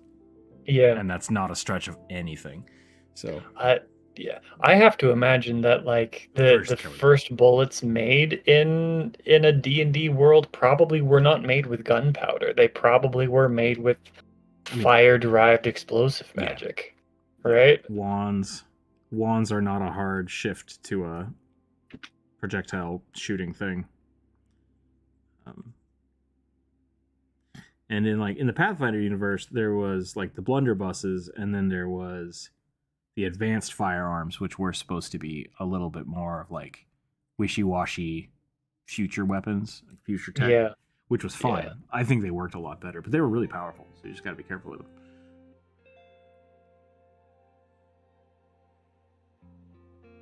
Thank you for the pictures. All the gem dragons are kind of segmented, which I think is really cool. They all have like floaty bits and glowing bits, little stones and stuff, but they all still have their own unique silhouette too, which I really appreciate. I think you can easily adapt the universe from the Dark Tower into Pathfinder. Oh yeah, I think so. Oh yeah.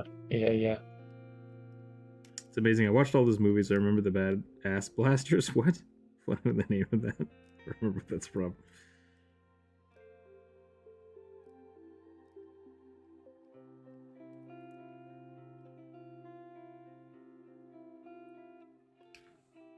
They're very bright for necromancers. Are the topaz like specifically versed in necromancy? Yeah, I have no idea.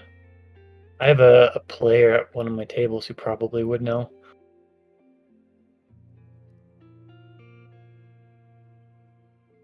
But she's not here right now. Yep. Between me and my brother, we know everything. That's something my brother knows.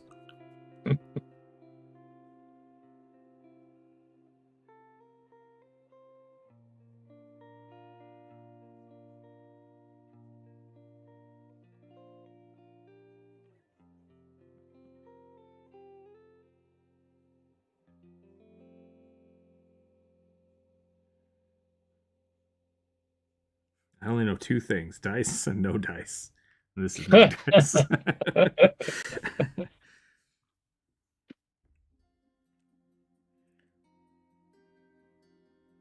Deadlands, the Wild West. I remember someone play as a necromancer, but they only wore white and yellow. Interesting. Yeah, I don't know about that. It's been ages since I watched Courage the Cowardly Dog.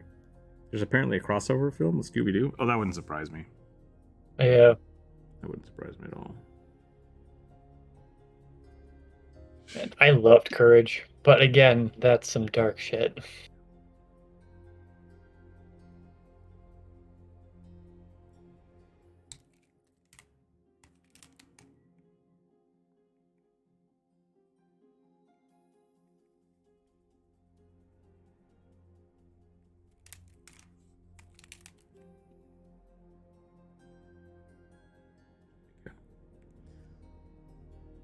necromancy, huh?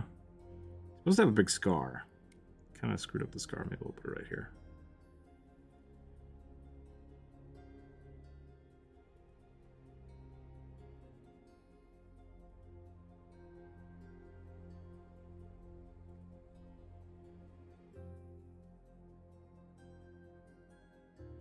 I don't know if that reads the way I want it to.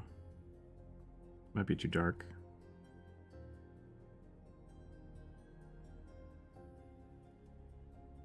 So do I have to make obvious references in D&D campaigns? I don't think so. I mean, it's one thing. Like, I've had players that want to just meme all the time. I've been a player that just wanted to meme all the time. Yeah. And, like, it's funny. It's funny because people get the reference, right? But, like, at some point, there's, hey, I'm making a joke, and then people being like, that doesn't exist in D&D. And it's like, it doesn't matter. The joke wasn't for the players in the world. So, just depends on how interested you are in the RP of it, which I'm usually not. I'm usually pretty relaxed on those rules. So, it all depends on your game. All depends on your game. If your players don't mind about the immersion breaking, make references. I did a whole campaign based around Jurassic Park. And the whole time my players were like, you son of a bitch. But it was a really fun campaign and they liked it, so it was fine. But like all the characters were named exactly the same, but like Hammond was a necromancer and he was like reviving dinosaur skeletons and stuff. It was really funny. Awesome. And like you built an encounter for us in your Tower of Ashfront campaign that literally was Plants vs. Zombies. Oh yeah, absolutely. Like, right? Yep. You guys had to raise zombies and send them at the wall of regenerating plants that just kept. Yeah, and that was fun and funny and hilarious, right? That was something Kevin the Necromancer came up with. And then the funny part about that, which I think is really important about like deriving content, he made that and he ran it for his group, and I got to listen to it, and they kind of cheesed it, and it still took a long time, and they were upset about it. So then when I ran it, I tried to truncate it, make it a little faster, and it still ended up being way too slow. And then all of a sudden, like halfway through running it, Jonas was like, oh, can I do this? And I was like, oh my God, yes, that's a great idea. Do that. And I ran it again later using kind of learning from those two experiences. And the third time I ran it, people really, really enjoyed it. And it was super fast and super fun. So like, it's okay to try like a dungeon or a puzzle on different teams. Like try the same dungeons, run the same campaigns with different people to see what happens. You can really come up with some fun stuff. It's true of most things in life that something you try only fails if you stop trying to fix it. Mm-hmm. I really want to thank the artist that made my half elf. I love the way you depicted him, and it was fun to watch the process. Thank you, and I appreciate it. Oh, hey, you're welcome. I'm glad you liked it. We'll post these in the Discord, so you're welcome to use that for your character sheet. Yeah, we'll post them after the live stream. So it's in the hashtag Discord and Draw in the Discord. Should be a link below to join the Discord if people want to share their art. Have a grand old time. Talk about D&D. I mean, if everyone's on board with the memeing, it's fine. Yeah, it's all fine. Dumbest race? I don't like to be negative. I don't know if I have a dumbest race. Because that's kind of subjective. Just like, what's the worst race? What's the one that shouldn't exist? I mean you complain about the Leonids maybe. If that's what you were gonna say, I'll say the Leonids is the stupidest race. No, but I think that you complain about not mimics. Changelings? Changelings, yeah, you complain about changelings. Yeah. I think more than anything else. And I griped about that in my video. So like, if people are interested about that, go check out the video. But yeah, that's fair. I have less of a problem with changelings as a race and more of the reason people choose changelings. Yeah, which is fair. And I think that probably is specifically the best takeaway. The there isn't really a stupid race. There's only bad application of races, Yeah. which makes people think they're stupid. Yep. I've never said like you can't play this in any of my games. I've put restrictions on like, hey guys, we're learning. 2 or 3 people are learning. Let's just pick from the core rulebook, just to simplify things. But no, I've never told somebody like, no, you can't play this. I mean, I've had people play like I had a guy play a horse that was a ranger who had a human familiar. That was really fun. I played a bear, so like it's not hard. Like there is no dumbest race. you can definitely make everything work. I need some advice. Player asked me to DM him DC heroes. Okay, that's fine. Okay. He and his party went to play as the Endless Dream Death Desire. How do you run a god campaign? Specifically the Sandman. Okay, that's pretty fun. Essentially, it's going to be like combat has to have restrictions, right? If you want to be playing like a god tier level game, either combat is pointless because the gods can't be killed, or it's like cosmic levels of destruction, right? Somebody shows up and wants to kill all the humans, the deities have to intervene. How do they do that? This thing is immortal. So is it like, are you outwitting people? Are you actually just strong arming them until they give up? You can still have hit points and stuff work the same way they do. It's just when they get to 0, they don't kill the god. They just like, they've won, right? And you have to work that storytelling in. Like, yep, we've defeated you. We've captured you. We've subdued your ideas. And now you have to go back and lick your wounds. Yeah, I hope that makes sense. Everything can be played exactly the same way. You just have to tell the story a little differently. Any additions for that? No, I think I agree with that. I've never really played really high level campaigns before. My group doesn't usually make it that far, so I don't have any experience with that. I think a good place to start is maybe reading the Sandman comics, because they deal with a lot of human deity interactions. Same thing with like looking at Constantine. Constantine is constantly battling things that are just way out of the scope of what humans can normally deal with. I'll put it that way. So like, yeah. That would be my good starting point.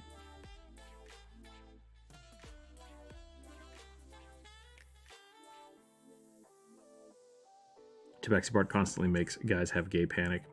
That's all in the DM. That's only in the DM, I guess.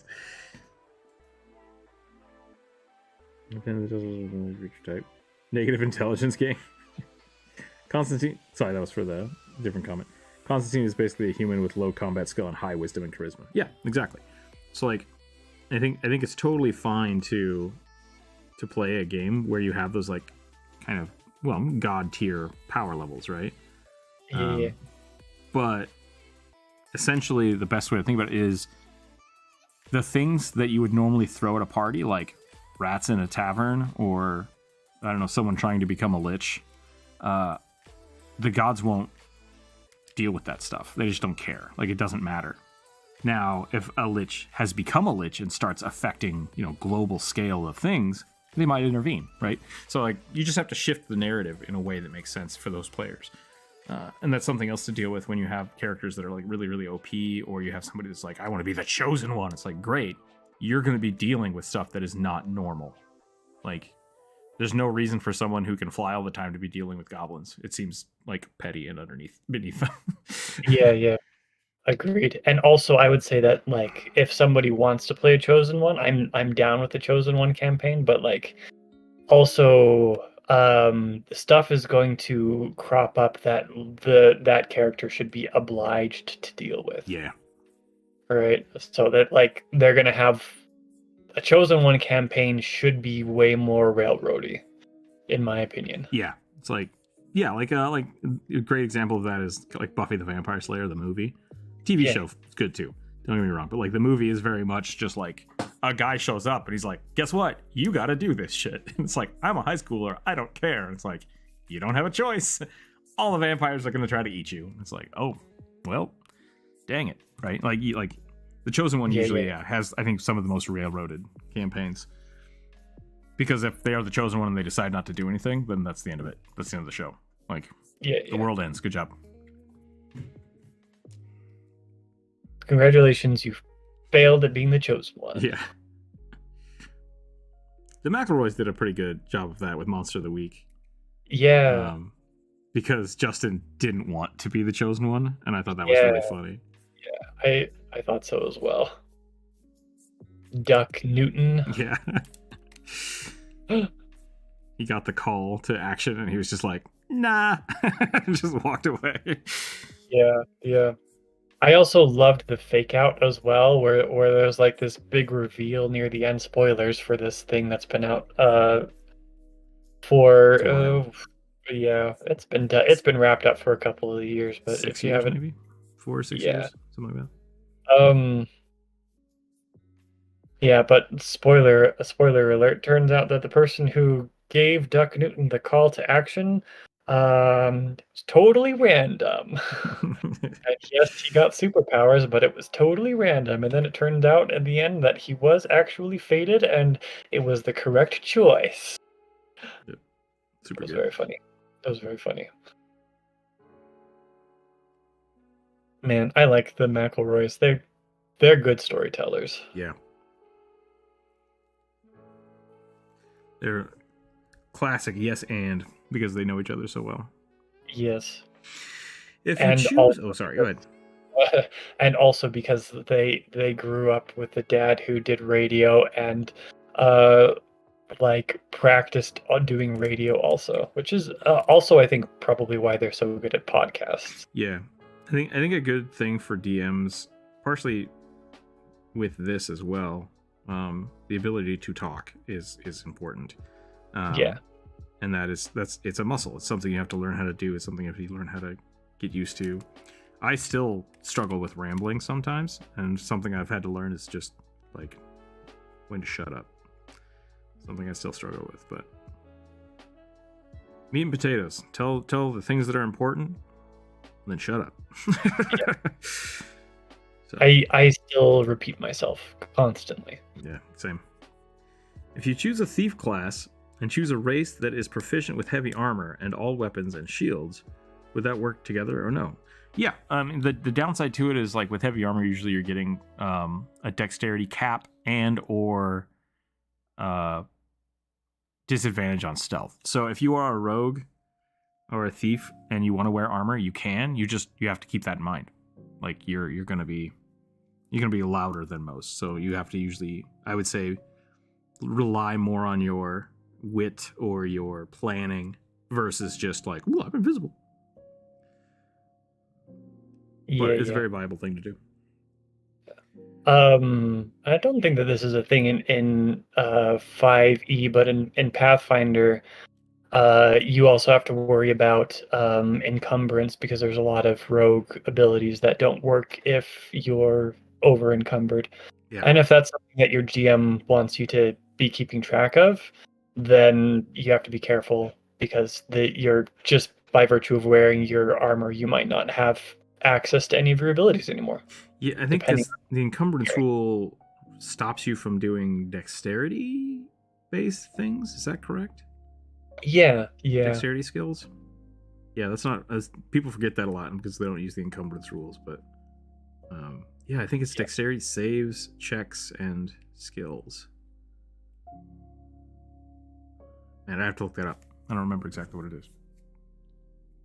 The random reference I would have made is having a octopus thing who is holding 2 pieces of wasabi. Shout out to whoever. I'm confused. I think people are playing a game in the chat that I don't get now. Guess the reference. He may or may not have been kidnapped. Some of the characters' lizard folks tribe. Oh, we're talking about the Curse of Strahd. Okay.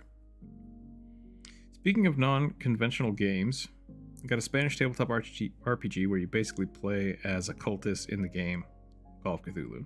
It's an evil campaign. Nice. Yeah, I like those. Those can be really fun. I think people don't have a want to say don't have a propensity for it, but don't have a lot of experience with evil campaigns, running them or playing them. And that's where a lot of the contention comes from, like murder hobos. It's like, are they actually wanting to be an evil campaign? Because if so, run them an evil campaign and that'll be fine. Or are they just bored and lashing out at NPCs? Both of which can sometimes be fixed by changing how the story is told. Mm.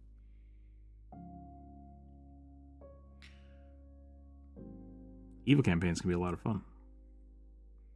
You gotta go down to the dock. Beat up some guys.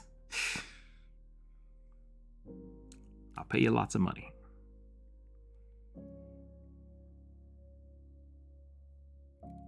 Okay, I think I'm done with this guy. I'm not sure what else to do with him. He's kind of cartoony, but... No, that's okay. Still good. Still good. If you are so evil, eat this kitten. Yeah, see, that's not... The overt necessity to prove that one is evil is not necessary in evil campaigns. Or any type of literature or things. Yeah, like you're when you're like that, like eat this kitten to prove you're evil, you're basically playing a serious version of Doofenshmirtz. Yep. And that's not realistic, right? It's a weird caricature that shows that you misunderstand the motivation of your character. Yeah. And that being people do that in movies and stuff all the time. It's just like, we need to prove to people that this guy's super evil, so we'll make him, randomly kill a guy in front of the protagonist. It's like, no, I'm good. I assumed this guy was evil from the subtle undertones, but like you can be smart about it. Like some like super evil Disney villains are good examples. Like Maleficent from the original animated thing. Like, she didn't show up at the party just because she decided she wanted to go to a party and screw everybody up. She went to the party because she felt slighted. Most evil characters, like, I feel like they should act generally selfishly, and then like when things get really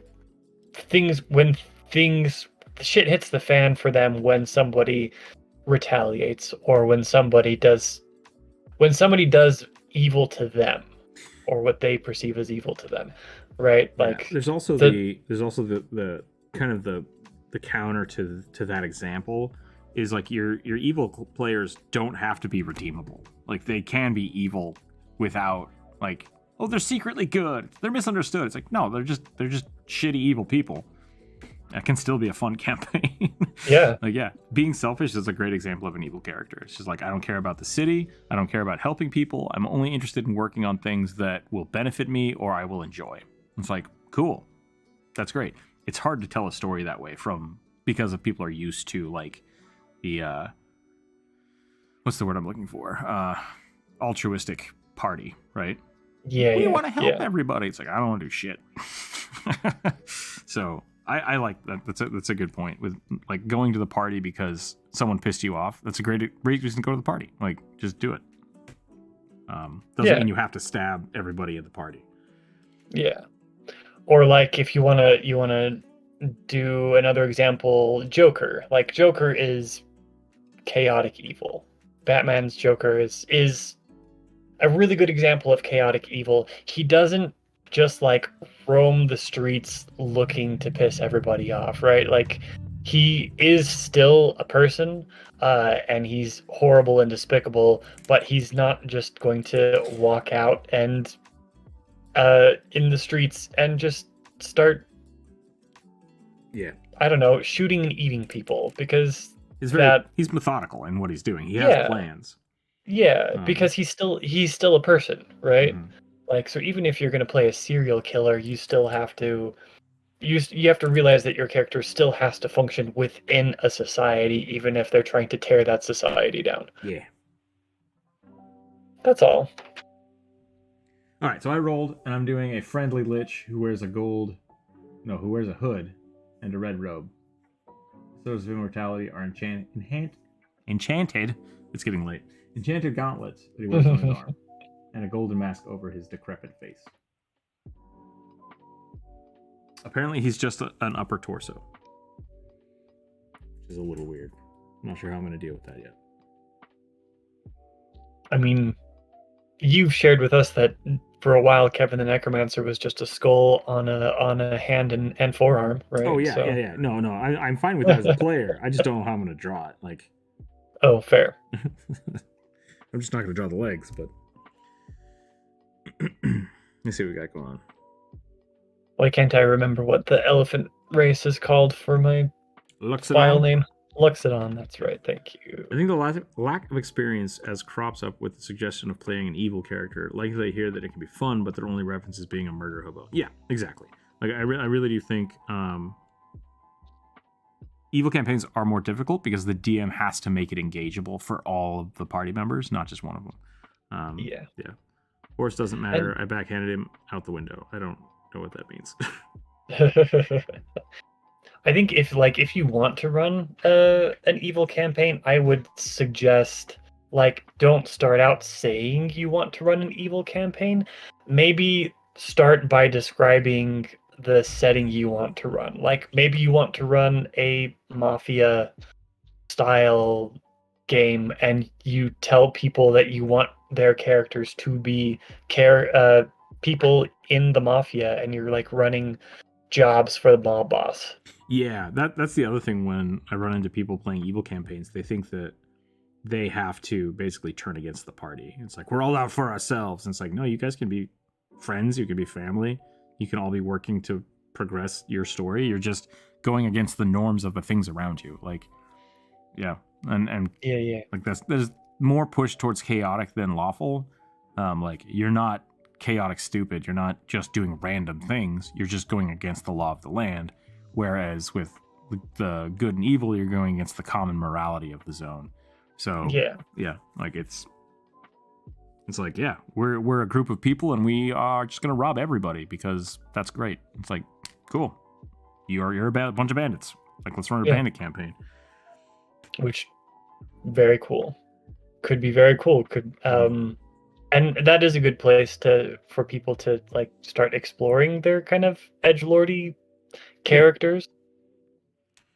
My opinion is most players just push the edgelord John to the homicidal maniac angle. Yeah, which can be fine. Like I think most rogues want to do that, but then end up getting upset when they have to, go save the kingdom.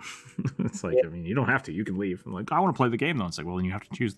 You have to choose. You want to keep playing this campaign, or do you want to just, as part of your character development, leave, make a new character, play with them? Like those are both options. Mm-hmm. I remember playing as an orc cannibal that ate humans and elves. Evil character. I can't wait to see how you tackle this. It's going to be weird. Ready for my next drawing. Natural 20. Reroll. Okay. Too high. 16. Still too high. Okay. So D10 then. 10. Plasmoid College of Creation bard that plays a violin while creating objects and collecting them.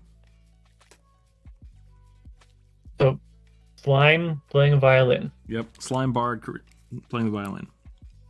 Cool.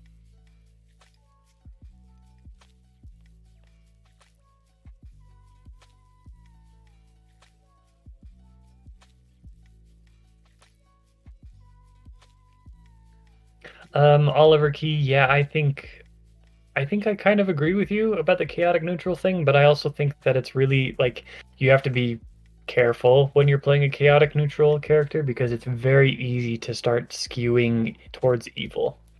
Sure. I can imagine running a bandit campaign, having to maintain and defend a hideout, recruit underlings, deal with traders. Yeah, that could be really fun. And I'd say that the chaotic neutral... I'm just going to read this. Is what you're talking about, Druid. I'd say that the chaotic neutral is the most fun in alignment. You can do pretty much anything.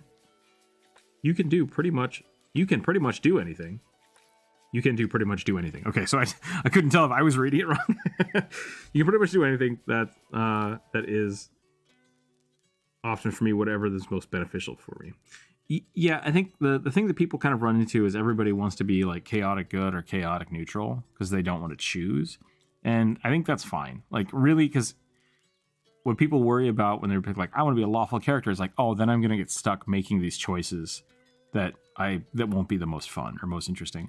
But really, I think any of the alignment systems, you should really start with where your character is as a guideline for my character will try to do this.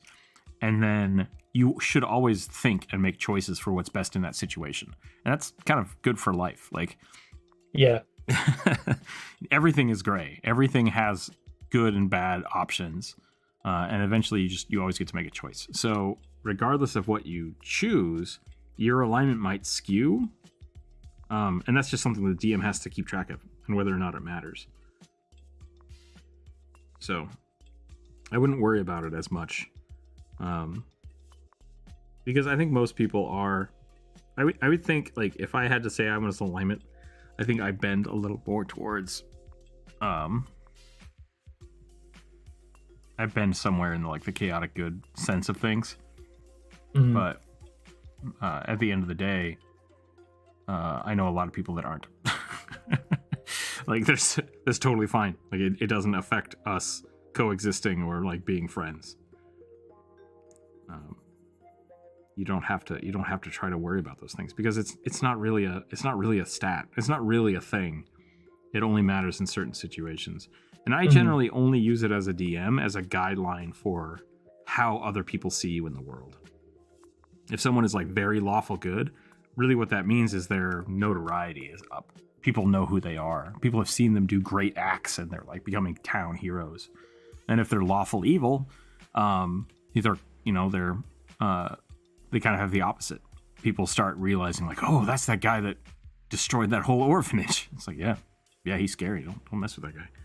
So like, but if you're just a neutral dude, like no one knows what you're doing. Like you don't have any notable things. It really takes a lot to push you one way or the other.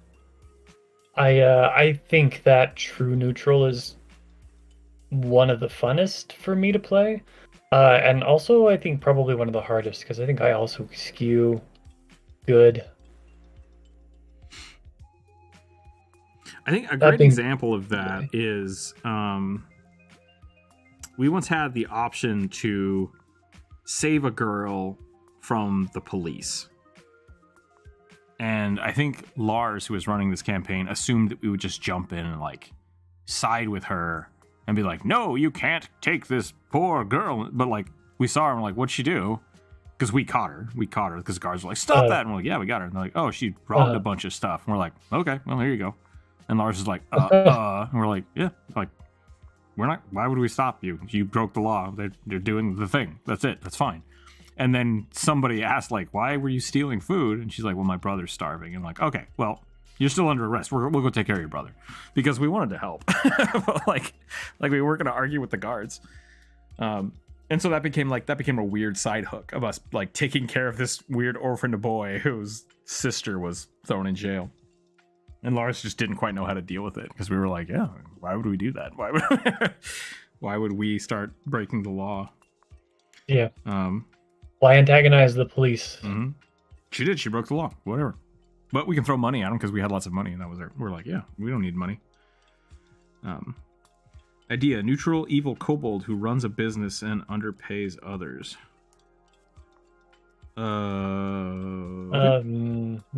That's almost your kobold vendor. Yeah, that's pretty normal. Corporate evil is what I call it. Yeah, I also white collar criminal. Yeah, white collar criminal. Business owner. Let me get this. I feel like I'm making one of the Doom villains. The weird floaty skull guys. Let's see. I got slapped through a wall by a demigod for stealing from the church. Yeah, that sounds about right. I would argue that Nemi, Ratfolk Witch, is lawful evil because she always respects a pact and contract she's willing to enter. She just doesn't care much for human laws. Yeah, and that's where I think I completely agree. I think the lawful and chaotic thing is really subjective. because it depends. Like as soon as you leave a certain jurisdiction, it changes. Yeah, totally. And so it's really, for me, lawful and chaotic are a lot of just like, how good are you at keeping your word, or how good are you at focusing on specific things? Like, is it important to keep a law or a promise, or can you break it for the purpose of achieving a goal? And that's why chaotic good characters will generally follow the rules, but if the rules don't make sense, they'll break them. It's like, I don't care. Like, we need to help this person. Damn your rules. Like, that's totally fine. They're chaotic. But that doesn't absolve them from them committing crimes. Like that's totally a normal thing. It's just the intent of the crime being broken versus a lawful character, which will say like, no, the law is more important than my morals. Like I don't agree with this, so I'm just not going to do it, or whatever it is with that.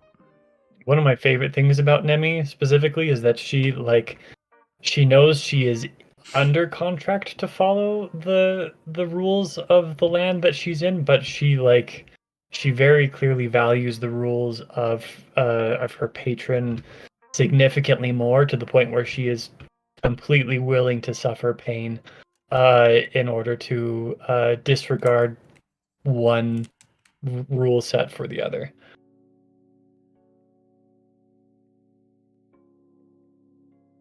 I wanted to talk about that, but we should talk about that off stream. Yeah. The way you have this. I mean, we could talk about it on stream because it's interesting. It's just I didn't want to I don't want to accidentally make it a touchy subject. Yeah, no.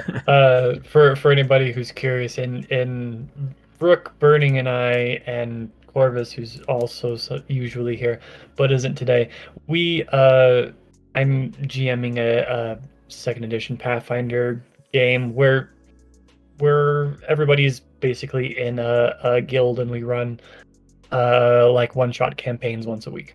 Yeah. I developed a kind of contract in order for people to not run Murder Hobo, and last time we played, it was the first time somebody kind of triggered the negative effect of that contract. That's what I wanted to talk about, was like the contract you had, essentially disregarding the guild rules causes your character's pain. Like, yeah. The issue I had with, not like torturous pain, but like, yeah, like slap on the wrist, you done did bad. To which I don't mind that. I think that's a good concept. My issue is with the absolute enforcement of it. So like, because what happened is the character decided, you know what, I don't want payment. I'm just going to take this thing as my payment. And the people with the contract didn't agree with that. Mm-hmm. My argument is that the rune shouldn't engage at the point when they break the law. It should engage as a means of deterrent to enforce the law. So in my mind, what should have happened is, I'm taking this thing. I don't agree with that. Hey, stop that. It's like, no, this is mine now. And they walk away. Then that person should either go to the police or go to the guild, and then the guild would enforce the compact, right? So then all of a sudden they can apprehend that person. Like that's where I think that should. So it was weird to me that the person could enact the spell of the contract of the guild by just being mad at them. That seems really sketchy and scary to me. And I think if that's the case, my character would be like, I'm out. I don't want to be in this guild anymore. Okay, I think that I probably misrepresented it then, because it didn't trigger because the people who were being stolen from triggered it. It triggered because it triggered because I, as the GM, was like taking time to warn the player that like there are going to be consequences. You should know that you are specifically breaking this contract. And then it kind of auto-triggered because the character knew they were in breach of contract. Okay. So, yeah, it's like, it is it is. You're right. It's not built perfectly. I have mostly left it ambiguous, and we haven't run into it because I didn't really expect to like need to run into it. It was just there. Greetings, soul. Hello, hello. Yeah, it was just there for kind of just in case purposes. Yeah.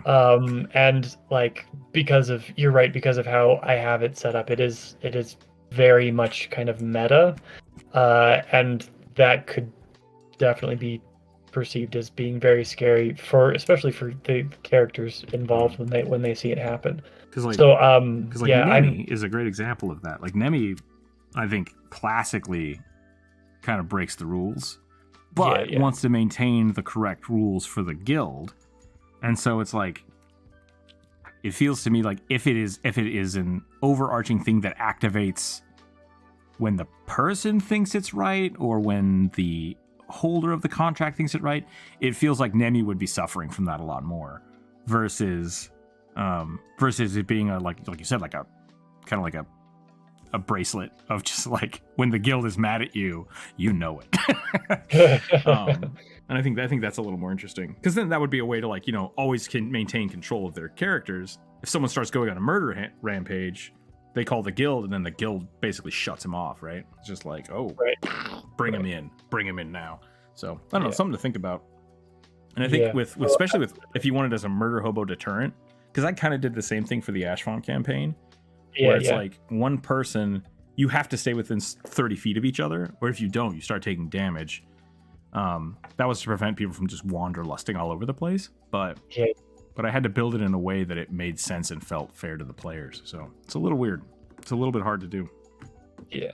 As I said, I didn't super expect to run into it too often, and so I was content to kind of leave it metagaming. But now that we have run into it, I am perfectly willing to kind of revisit it. Sure. I had intended to tomorrow kind of like talk with everybody about that as well, because like I also realized that it wasn't maybe necessarily super, like, haven't been super consistent with it, and and I think that's important, because like that kind of stuff is always important to talk about, and so I think talking about it with the group is going to be really good. And it's okay as a DM to this is something I mentioned about the short I did a little while ago, and then I'm going to catch up on chat. Sorry, everybody. Is like it's important to. Sorry, yeah, it's important to not. If you have to like, I have to retcon something. It's like you don't have to retcon things. You guys can just talk about things and then change them moving forward, because of the way magic works and like the way the game is set up. If something crazy happens, like, oh, I used my sword and I did 40,000 damage, it's like, that'll probably never happen again. Like you don't have to explain it away and like make it a really complicated thing, or like, oh, we have to go back because that boss wouldn't have died because you were cheating or you had this other feat. It's just like, moving forward, this is the way it's going to work from now on. Why it worked like that, it just did. Thematically, something happened and it worked that way, and now we're moving forward. So I'm never worried about continuity when it comes to changing the game. If something has to be balanced or changed or explained, don't worry about it. Like, just enjoy the game and have fun with it. Let epic things and weird and bad things be the way they were, and just talk about it and, you know, move on with it. I think that's totally fine. And I don't think what happened was bad. Just to preface, it was interesting to me, because when I saw that happen, I was like, is that how this works? Oh no. We got to talk about this. We got to understand how that goes. So let's go back here. So let's see what we got going on. Spider folk, driders. I mean, spider humanoids, not centaurs. They exist. They're called the Anati. Yeah, they do exist. They're from Pathfinder, I think, though. Yeah. Spiders with 2 legs and arms. Yep. The other Anati. Evolution says no. That's fair. Once they don't have 8 limbs, they're not spiders anymore. Is there a way to be a mind flayer as a race, but not so overpowered? My DM is quite sure to make us balance. Essentially, what you can do is you can look at the mind flayer race in like 3.5 or in Pathfinder, because they use the RRP system, which is role points. Race points, yeah. And so what you can do is you can look at that, you can decide what level you want to be at, and then just start removing some of the features until you're at that level. That's the easiest way to do it.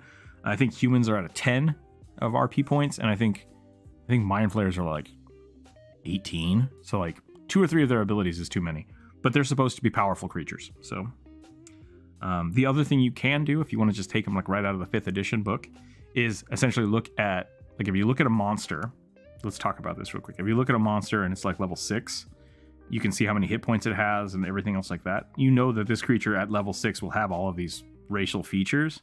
So what you can do is you can decide, what should I have at level 4? Maybe we don't have this one yet. So this one unlocks at level 4. And maybe this one is one I want to start with at level 1, and then I get this one at level 2. Right? So you go up to level 6, and that's when you unlock everything on the monster sheet. But with that, some of those things are monster feats.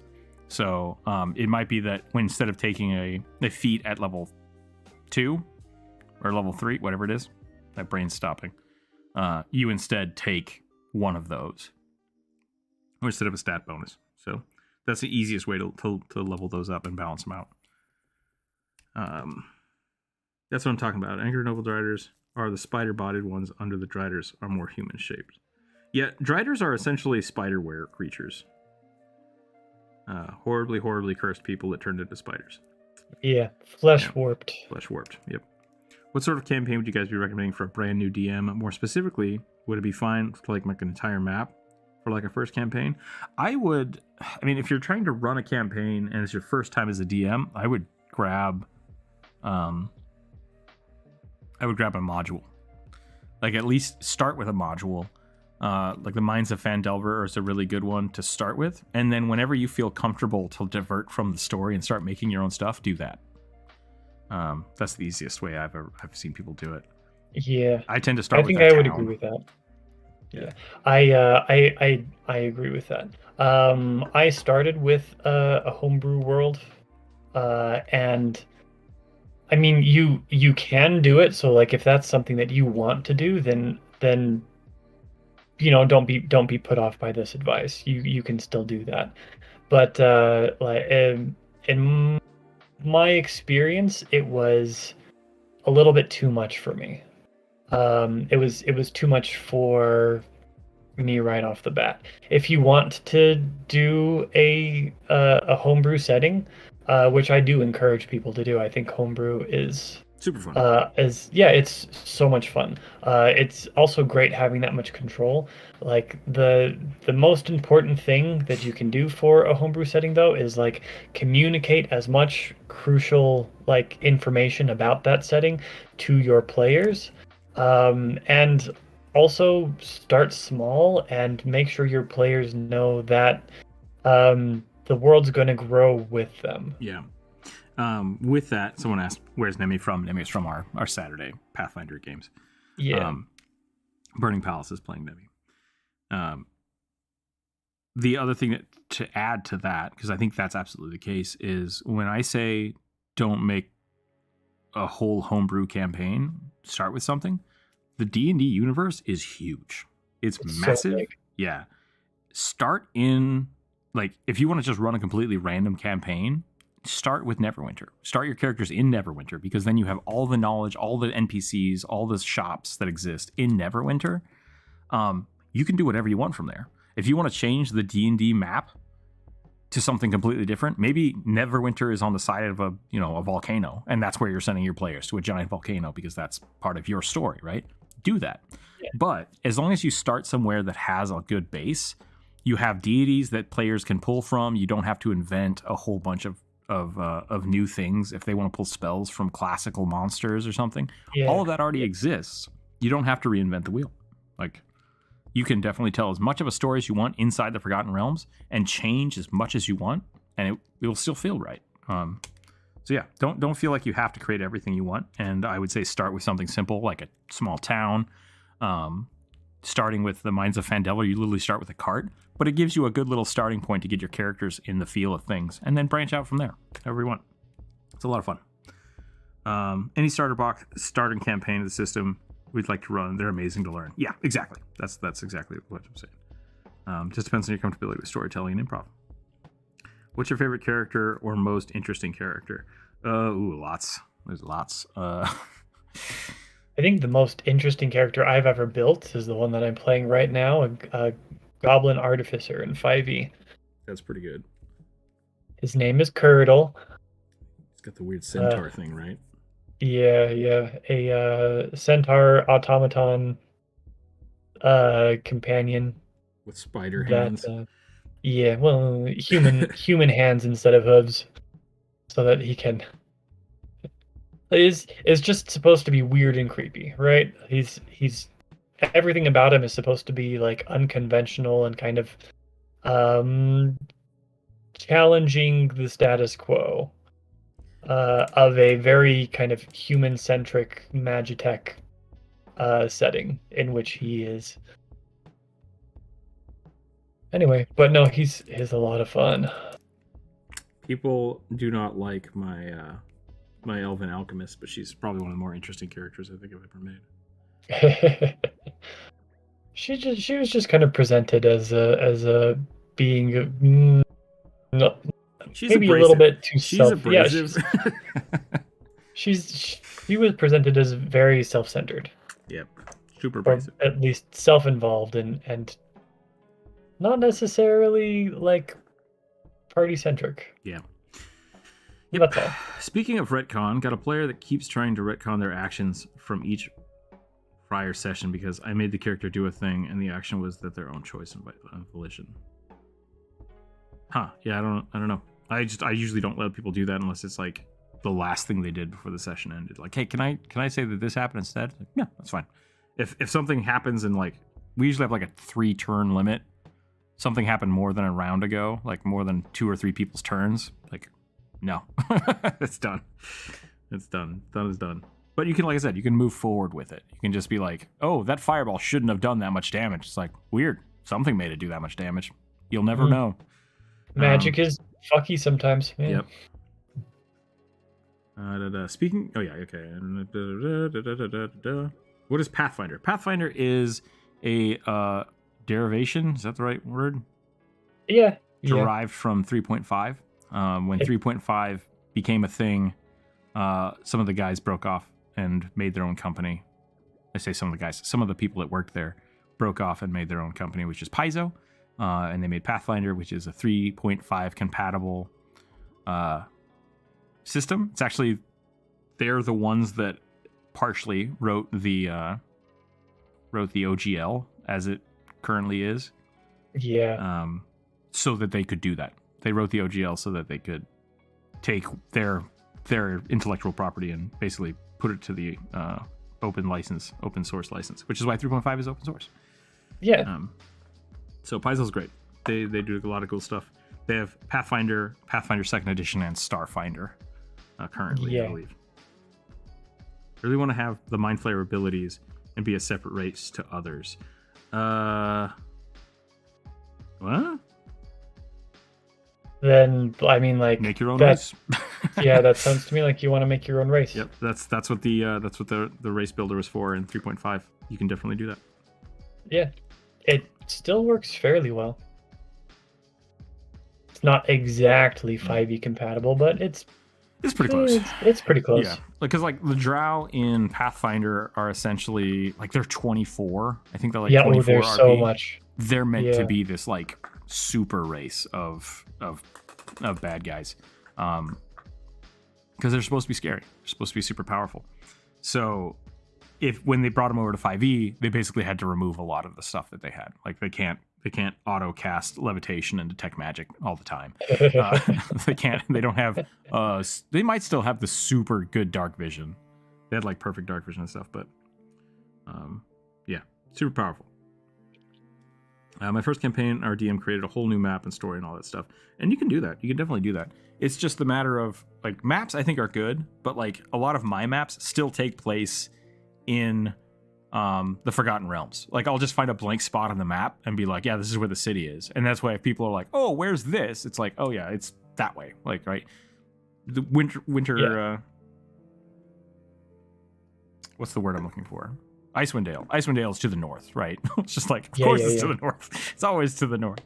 So, like the Sword Coast, you can start on the Sword Coast. Just be like, yeah, this is a small fishing town on the Sword Coast. Like, it doesn't have to be part of the book, but starting with as much extra content that's already exists makes it a lot easier to get into the habit, and then you can start changing and augmenting and adding things. I've never wanted to run a module, so everything that I've done has been kind of a homebrew setting. Maps I think are fun, but I have gotten lost in the weeds with my maps before, so I like if you're going to build a map, I have some specific advice, which is only fill out as much of the map as you really need right now, and then learn as much about those areas that you've set up on the map as you can, right? So you're never going to have everything you need for an entire world built up. So just do it a little bit at a time. I think something that people need to get used to as a DM is telling their players that they don't know something. There's nothing wrong with that. Let me see the map. It's like you don't have a map. You have no idea. It's like, well, where did I come from? It's like the east. It's like, well, where was I? It's like, well, there's a fishing village over there. So there's 2 points: where you are now and the fishing village you came from. And then you can start telling them that if they want to learn more about the map, they can either ask people about it, and then you can introduce those story points when you have them, or you can make a map, and then you have to be consistent to that. Be like, oh, here's the map that you bought, and unless that map is wrong, they then should know everything on that map. So yeah, I agree. Let's see what we got here. What specific abilities are innately tied to illithids, though? Vaguely psychic powers, tentacle grappling. Should be easy to nerf down the player's race power levels. Yeah, you have the ability to one-shot people, which is fun. I guess it's not a one-shot. You have to grab their face, incapacitate them, and then eat their brains. So they have a pretty cool coup de grace thing. They can float. They have psychic powers. They can dominate people. Yeah. Telepathy. Mm-hmm. Yeah. Telepathy. I can. Yeah. Nope, my brain's also going. Yeah, I feel it. Telemelepathy is probably something I'm going to start using in my games. I got them telemelepathy powers. What, you mean you can move things with your mind? No, I mean I can tell you what's up. I can move people's minds with my words. Where are we here? My first campaign, our DM created. Oh yeah, okay. It's been incredibly fun so far. Same first campaign, fun ride. Curse of Strahd is pretty fun. Yeah, and I think a lot of people see like, well, the first time I played D&D, my DM did all of these things, and it's like, yeah, but like the first time I had someone show me D&D on like a big scale, they had a huge world set up, and that's because they had run it for the last 5 years. Like, yeah. A lot of people don't DM first right off the bat. They usually play games, try things, and then they already have that base knowledge of like, oh yeah, I've been to these places that I can now bring into my worlds, or this is how I deal with the gods in my world. Yeah. My most successful homebrew world, I took 6 months off of GMing in order to build it, and I built it every weekend. I spent like 2 full work days, 8 hours a day, Saturday and Sunday, like building my world. It takes time, and if you don't have it and you just want to start, just start small. Yeah, because I do the opposite. I start very, very small and I expand as I go. So like the first time I ran a game with my friends, I designed a small town and a dungeon. I'm like, there's a dungeon under this city, and that's where we're starting. And then when they were like, yeah, this is great, I love it, it's like, cool. And then I spent the next few weeks thinking about, okay, what is going to cause them to go, right? Like, what did they find during that campaign? Which they found a magical dagger. And I was like, maybe they should explore that more. Like, I bet they want to find out more about that. And that brought them to another city and another place. And so it just kept growing and growing and growing because they kept expanding out, trying to find more information. And that's a fine way to do it too. Yeah. So I probably spent the same amount of time as you did. I did it as I went. And sometimes it was like, guys, I'm not ready this week. I haven't finished it. I didn't get it done. Let's wait till next week so I can really get this going. Which is, it happens, but that's fine. Yeah. So yeah, you absolutely can take the time to front load Our Pathfinder game that we're playing currently, I did what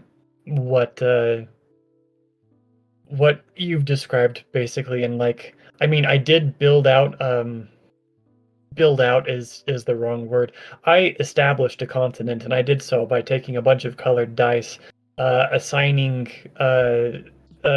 races and heritages to them, and then throwing them on a big old piece of newsprint sketch paper that I had, and then like where the colors grouped, that told me what my cities were, and generally the shape of my continent, and um, or generally the shape of the nations on that continent.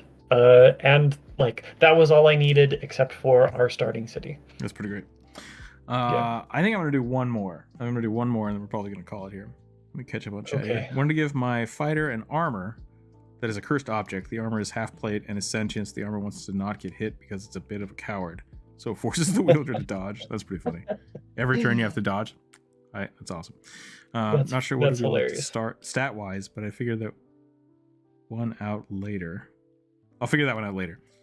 You'll have to teach the armor bravery and courage. That's really cool. Yeah, that's a fun way to do it. I would say, yeah, just give him like full-blown plate mail or something, so it seems really, really nice, and just use the base stats for that, or maybe give it like a +1 armor, +2 armor, and then just give it that effect, and that's really funny. If I ever get good at art, I'll make an official artwork for my half elf. You guys want to try art again? Yeah, do it. And if you want to share or ask for advice and stuff, that's what the Discord's for. So definitely feel free. What is the drawing on the right? I think it was the ooze. It was an ooze. Yeah. Bard. It was a plasmoid bard violinist person who also collected a bunch of stuff, but I didn't want to draw a bunch of random stuff because I'm good at people, not stuff. So you got a charismatic skunk tabaxi bard. Prince Charming. Think of Pepe Le Pew. All right. Oh, no. I think I've drawn this before, but that's fine. Pepe Le Pew. When I draw maps, I prefer using human scale information, i.e. not worrying about naming continents or towns and countries, more creating icons based on what they can be found there. That's a good way to do it too. I really like when I do maps, I generally try to think in distances. So it's like, okay, there's a town here, and then I want this to be 2 days away. And so I'll kind of map that in. It's like, okay, there's mountains here, so they can't go that way. And it gets really chunky and awful, and then I have to go back and look at real maps and be like, okay, this wouldn't be like that. So there's a lot of different ways to do it, but to me, distance and time are the most important parts. Yeah. Jordan, Rook just finished the Lich, right? Yeah. Let's do this one. Hello, friends. I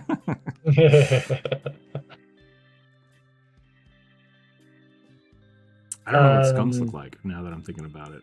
I'm gonna get my pompadour for sure. I think I'm done drawing, so I'll get you an image. And Lord Diobrando too. Pepe Le Pew is a skunk character from classic cartoons. And he falls in love with and sexually harasses a cat who gets a bleach stripe down her spine. Yep, that's accurate. That is accurate. He's the epitome of what not to do.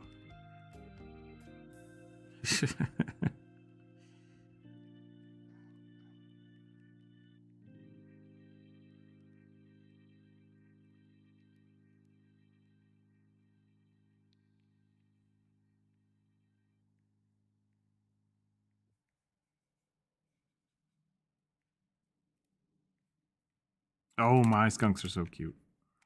I guess they are. They're little badgers. Yeah.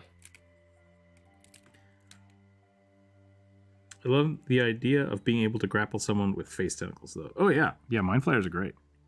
Definitely, I highly suggest them. If you have not seen my video on it, I suggest watching that and then liking it and then commenting on it and then sending it to your friends. so that video gets off the ground. And then casually eating their brains. Yeah. Yeah, if they're what's the word? Not enabled. Enfeebled? Not enfeebled. If they can defend themselves, you can eat their brain. Oh, incapacitated. Yeah. You get to coup de grace them by eating their brain. What cartoon was that? Yeah, Pepe Le Pew was part of Looney Tunes.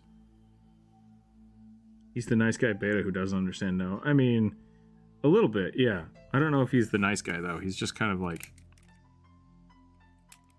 He's... Old school thought of, like, this is appropriate. It's not. Also offensive French stereotype. Yeah, offensive. That's what I was trying not to say. It's just offensive French stereotype from the 40s.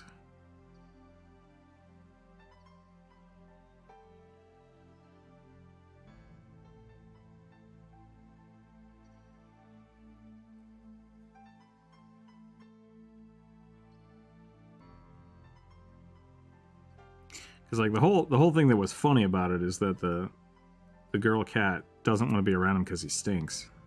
Yeah, because she's a cat and he's a skunk. Yeah, and it's just like the more you think about it, the weirder and creepier the whole thing gets.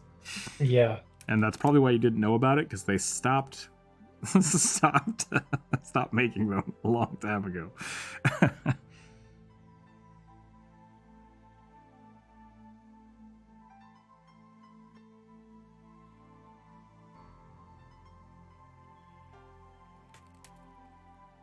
How many suggestions are there right now? There's still 13 left, but I think this is going to be the last one. So if you didn't get your stuff drawn this week, I'll put the post up again on Monday. People can add their suggestions to that, and we will draw more next week.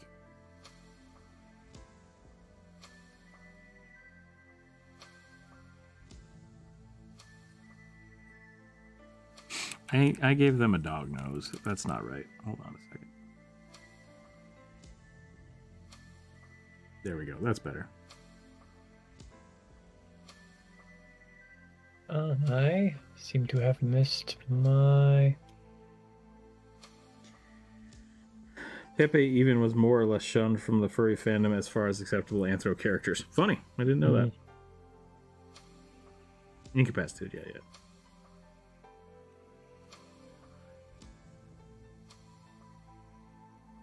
Yeah, I mean, like, the joke was definitely supposed to be that, like, oh man, if a skunk thought a cat was a skunk, and the cat was like, oh god, a skunk, that would be really funny. And then they're like, what if he's, like, super horny? And it's like, hold on a minute.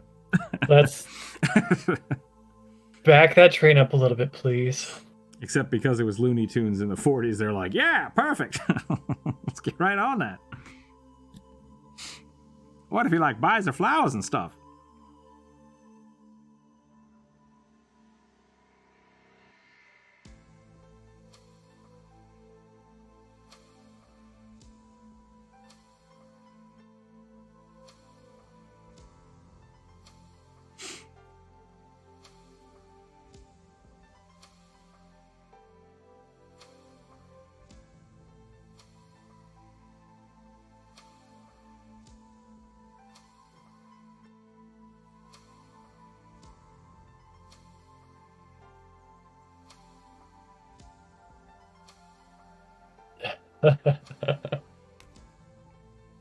And Jang the Panda, I think Pepe Le Pew is less problematic than Johnny Bravo.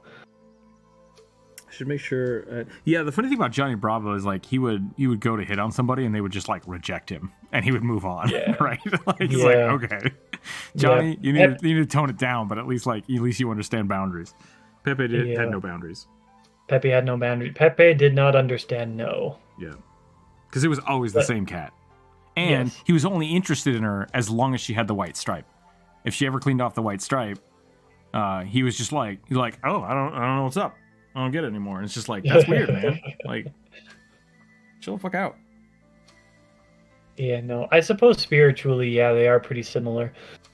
Hey, pretty mama. I like Johnny Rowe. He's funny.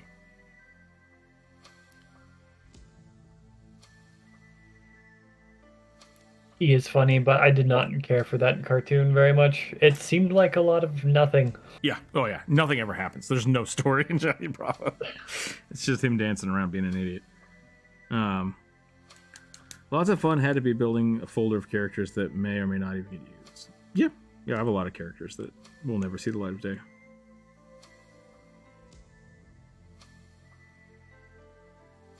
Johnny Bravo was actually suave and respectful. Pepe was borderline red flag. Yeah.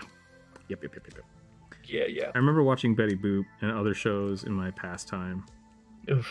What if that cat thought that Skunks was a cat and the cat thought that she was a skunk too? I think they did that once. Once where Pepe got his white stripe removed, like he got dyed black, and the black cat just chased him around. It was a complete role reversal, and it was the same joke, and it was still just as weird. Yes. So it really is, like, I think that joke can be done right, and it's like I said, the more you watch it and think about it, the weirder it gets. So like, because the concept is there, like, oh, that skunk thinks that cat is a skunk, but also they're people and they're talking, and that skunk really wants to hump that cat, and it's weird. Yeah. So I don't know. Yeah, I don't want to ever make any excuses for Pepe Le Pew, but you could play a Johnny-esque Bravo Paladin. That would be really funny. Yeah, that would be really funny. Johnny-esque Bravo Paladin? What did I just say? Johnny Quest. Yeah, Johnny Bravo loved his mama.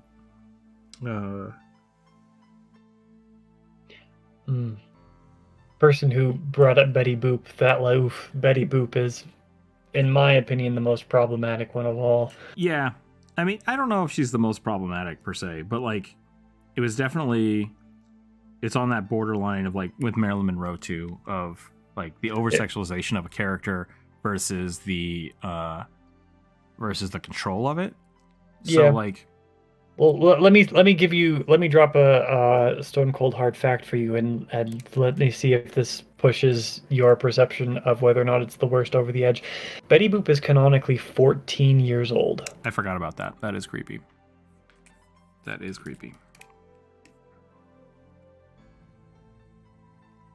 Also written and drawn by, like, old men. So yes. Oh, yes. It is a lot of It's a lot of that was a long time ago, and I'm glad we have changed. But the thing I was trying to get to is that, like, a lot of people have Betty Boop up as a feminist figure. Mm-hmm. And so it is one of those things when it's like, the longer you think about it, the weirder it gets. And it's just like, yeah, that's a lot of strange stuff. And at the time it was made, it was risque. Like, Betty Boop was not made for children. No. It was supposed to be a risque cartoon. And so it's just like the Playboy bunnies, and like taking that as like people getting the Playboy bunny tattooed on them and stuff. And it's like if you were taking that as a moment of empowerment, great. But also it was intended to be a tantalizing thing for a different audience. And so it's I would not put Betty Boop and Pepe Le Pew in the same boat, because Pepe Le Pew was designed for children. And that's still really weird and not good. Betty Boop is just a very old, weird adult cartoon. And so I try not to compare those two things. That's fair. Same thing, Jessica Rabbit, yeah. It's like Jessica Rabbit was kind of poking fun at like Betty Boop. Yeah. But, like, Jessica Rabbit does things to me that Betty Boop did not, so, you know. Hey, man. They didn't have them sweet colors when Betty Boop was invented. You only got the two colors, so. It's not the colors, it's the proportions. There you go. Times have changed. You're telling me Jessica Rabbit in a flapper dress wouldn't be sexy? Think about it. Oh no, she absolutely. But the fact that Jessica Rabbit's head isn't twice the size of her torso. Yeah, Betty Boop is just strange. Like, I'm not into it. Yeah, no, me neither. once again, a long time ago, not made for us. Made for a very weird audience.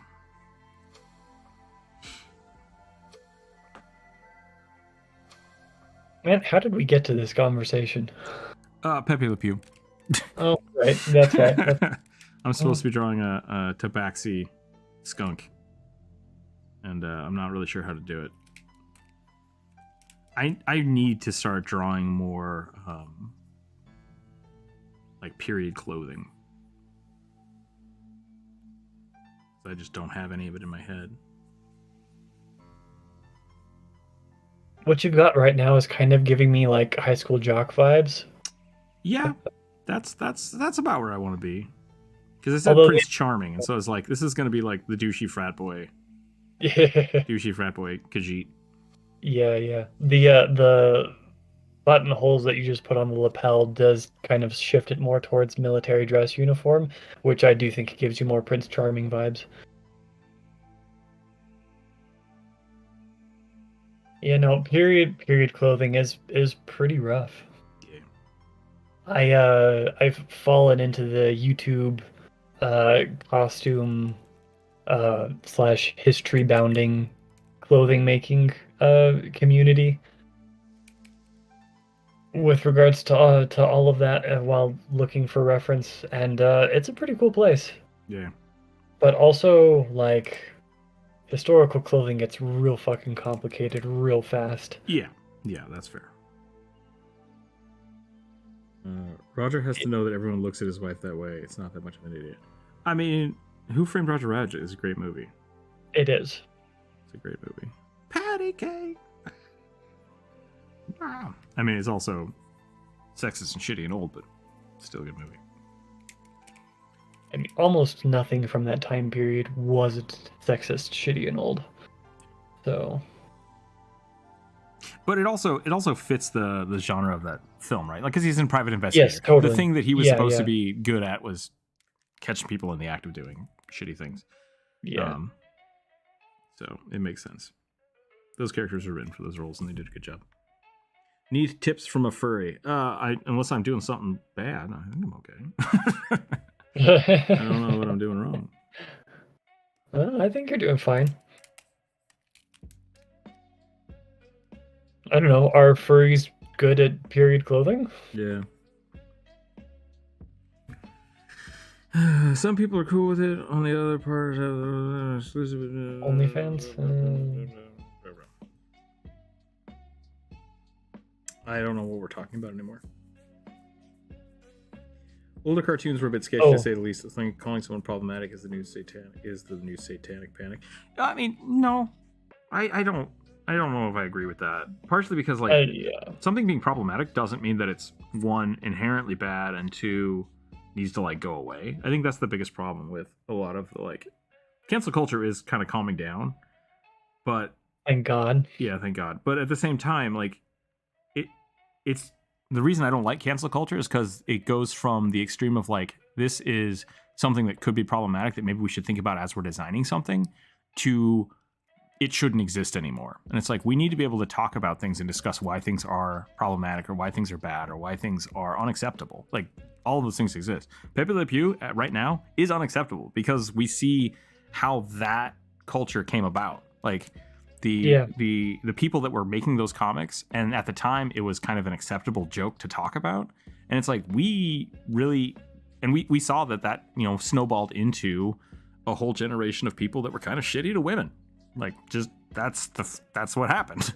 And so it's problematic. It's not really acceptable. And like I said, that joke of, mistaken identity could be done right. And I think they've done a few newer ones that aren't as bad. But at the same time, it's still something that we need to talk about. Something that needs to be looked at. You're doing great. I was just asking because anthro characters and stuff. Oh yeah, no, I totally appreciate that. I hope it looks like a skunk. That's really all I'm trying to go for. So if it looks like a skunk, we're good. I think you've got the general face structure pretty good. You just got to make him black and white, and he should be recognizable. Yeah. Don't get me wrong. I'm My YouTube feed is just full of like Joe Rogan and oh no, what's his name? Jordan Peterson. No, I've blocked him from YouTube. Good, me If too. anybody, I don't even care what it is. Like if someone's trying to disprove him, if he shows up on my feed, I just like, nope, gone.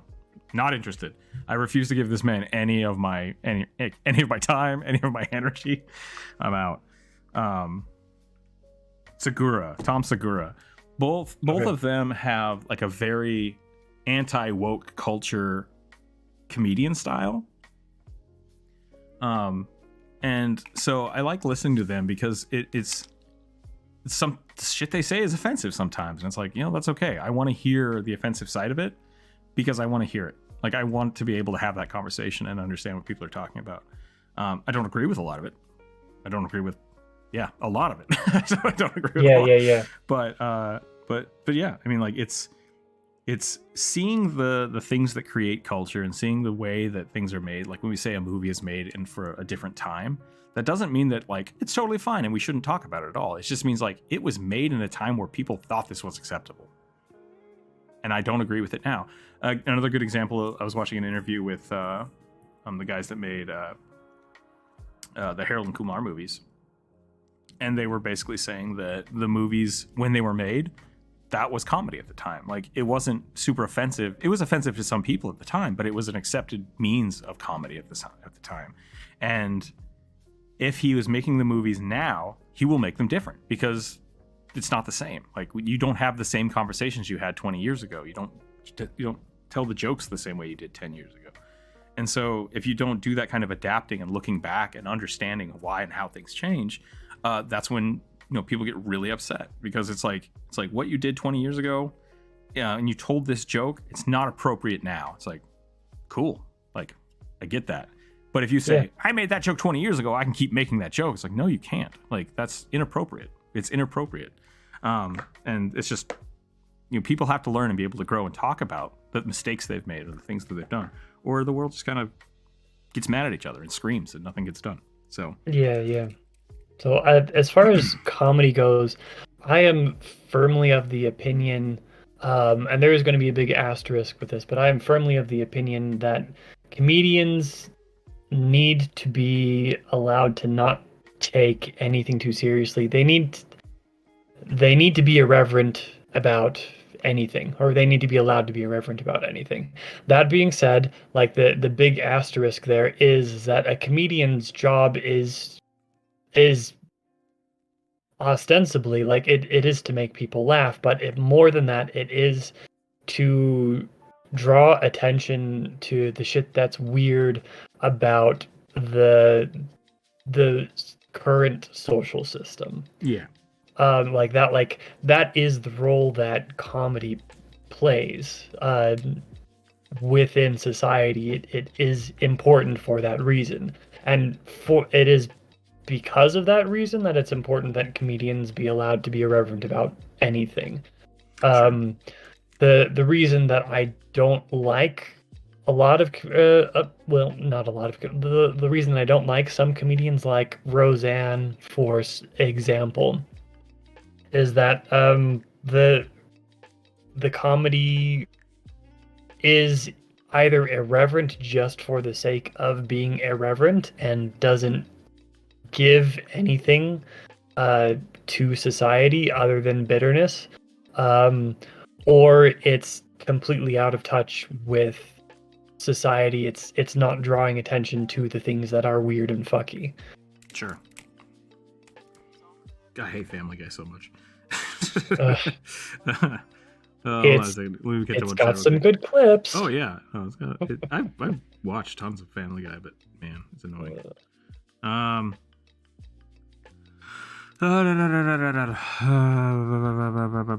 lot of older cartoons were a bit sketchy. At least I thought it was calling something problematic. That's what we were doing. Remember the old cartoon women that were tall with orange hair, red lips, and sparkling red dresses? I don't know. It's just referencing Jessica Rabbit. Oh, okay, Jessica Rabbit, got it. Did a great job on Dragon Ball, by the way. Thank you. Fair point. But do you think that it's fairly a similar effect on society? I may have not read that soon enough. I'm sorry, Cosmic. I think it has a similar effect on society. Comedy in general, or like cartoons and just inappropriate media. Because yeah, I mean, like, I think a lot of the stuff that goes on with our media and our cartoons and our movies and stuff, like that defines a lot of things. Like a lot of people that like, oh, I miss it when we had our values, and it's like, the United States hasn't really changed a lot in what we do in the last 60 years. Yeah. But what we show on TV is different, right? Like everybody thinks that Great American Value is Andy Griffith. It's like, no, at that same point in time, people were like arguing about drinking, and everyone was smoking and like beating the crap out of their kids. Yeah. No, Andy Griffith basically represents the utopia of what America maybe could have been. Yeah. And now we have things like Euphoria, is that what it's called? I haven't actually seen it, but I'm using it as an example because it's as far from Andy Griffith as I can think of just like raw what the world, people think the world looks like, right? Yeah. And so like drug use hasn't changed, like alcohol abuse hasn't changed, like family values hasn't statistically changed. It's just that we see more people's families, we see more of people's values. So that's why I think it's good to talk about those things, because like they saw Pepe Le Pew, my grandparents saw Pepe Le Pew, and they're like, oh, that's funny, I think it's a cat. And then like if I have kids, they might see that and be like, why is that skunk being so mean to that cat? Right? It's like, yeah, it's we as a culture are allowed to decide that things are no longer okay and be like, hey, I think we should not do that anymore. And just like, it doesn't change the fact people can still enjoy it. People can still take it for what it is at face value of like, hey, that's a funny cartoon about a cat. But for the people that see that beyond what it is, it's like, maybe we need to protect those people from taking the wrong information out of it. Yeah. So there's a discussion that should be had. It's never like censor it, get rid of it, it should be gone. It's like, let's talk about it. Let's have a conversation about it. I try to stay away from social media in general, at least the political sides. It's a gateway for cynicism, bitterness, and depression. I agree with that 100%. Yeah. It definitely does not help my depression when I get locked into politics. Always good to be able to listen to both sides, but reflect on it, come up with your own conclusion. Yeah, and I think part of the problem that I always have is sometimes there's not a good conclusion. It's like, here's some shit, here's some more shit. Here's a turd and I think turd, what was it, douchebag and turd sandwich? It's like, sometimes there's not a good answer to come up with. It's just like, hey, we should be aware of this, and now we're all damaged because of it. So, cool. It's kind of dark and cynical, but that's the way it is. Being able to point out what's problematic is not quite the same as the 80s satanic panic, as most of what being pointed out is done cool level-headed analysis. Yeah, the satanic panic was really partially based around one, not understanding, two, people sharing something on a level that hasn't been shared before. People have always hung out in their basements and played poker and smoked cigars, but then all of a sudden when you have people casting spells and things and your only reference is what the Bible says, people freak out. So yeah, it's a little bit different. But once again, the satanic panic could have been a problematic thing that people talked about. Like, hey, maybe you should be playing this game with your kids. Maybe you should be seeing what they're doing. Maybe you should be helping out. Maybe you should be worried when they have lots of swords. I know my parents were, because I had a lot. Depending on the topic, how much people care about it. Yeah, it really depends. George Carlin was a great example of being irreverent and offensive, but was always punching up if it was in power. Yeah, George Carlin was... I can't think of a moment when he was ever punching down. Like, he was always just kind of commentating on society and how people are treated, which is good. There are good comedians and bad comedians. Punching down is kind of a good example of that, where you're just like shitting on somebody. Like, it's just, like, this is no longer comedy. This is you just being mean. And I'm not okay with that. It's one thing to joke on a subject and not to sustain the opinion you're parodying. Another thing is when a comedian beats down. That's exactly what we're talking about. Yeah. I'm going to try to take a look at the skunk and cat cartoon thing. Yeah. Pepe Le Pew. Pepe Le Pew is interesting. I think it's the people who go to the people that enjoy the problematic things and paint them as a bad person association. That's the big issue. That's kind of the thing with like cancel culture, what cancel culture was. And it still exists. Yeah. But it's just I'm offended by a thing. That person shouldn't exist. It's like, you are allowed to be offended and you are allowed to voice your opinion saying, hey, I didn't like how this makes me feel. I don't like this thing. And then other people can have that discussion with it. Because you're upset or because something is offensive doesn't mean that it shouldn't exist. Like, that's my opinion on this thing. There are definitely things that I think, what were we talking about the other day with that? Maybe that's another right place to bring it up, but. And you're right. We are. Go ahead. We have been skirting dangerously close to Political topics that are supposed to be banned on this. Yeah. We generally have a pretty like, hey, let's not talk about Lord of the Rings or religion or politics in the Discord, just because they're very what's the word? Polarizing, I guess. Yeah. And this really has been a lot more like social than political I think so. discourse, but like, I mean, that's still fairly dangerous, and I think we've been skirting everything pretty well. Here's my I think the most dangerous aspect of it is if anybody thinks that Pepe Le Pew should like be erased from history, I disagree with you. I also disagree with you. Once again, do we need to show all the Pepe Le Pew cartoons on Saturday morning anymore? Probably don't need to, but like they should still exist. Like you can't just completely what is something my mom used to say? It was like, you don't talk about the devil because you might summon him. And it's just like, that seems irresponsible. We should talk about the devil. So I don't know. But the other thing you said was the people who go to people that enjoy the problematic. Yeah, they're like, just outrage culture is one of my least favorite things on the internet in general. And with Same. that, like, same thing with like prank videos. Like, I just want to see people get mad, and it's like, I don't like. Be nice to people. Like, why are you an asshole? Just stop it. So I don't want to participate in a culture war. Everybody can be kind. It's not that hard under most circumstances. Yep. And I think that is the big takeaway from all of it is just like 9/10 of the issues we have in politics and religion is just like, try to be kind to people. Like, if anything you're doing infringes on somebody and is just not being kind to them, why are you doing it? Just stop. So comedians should be allowed to make jokes about almost anything, providing they don't attack one group specifically. Make jokes that make them fairly? Make jokes but make them fairly. And all I really care about is fairness. Yeah, and that's not always easy to do. And I really think it's just comedy specifically should be something that brings to light or it lifts people up, right? And so like, comedy that is punching down is bad. And generally, I don't know if you have to be so much fair with it, like, but also like if a comedian makes a joke that you don't like because it's a bad joke, you don't have to like it. Like that's okay. It's okay to not like that and not enjoy it and be mad at them. That's fine. Yeah, There are plenty of comedians that I don't particularly care for their comedy, so I don't watch it, and that's as much as I need to interact with them. I don't have to spew hatred at them. Yep, it's okay to get your toes stepped on. And once again, it's on them to be kind. Like, if they're being an asshole about it, it's just like, hey man, like, fix your shit. Like, don't do that.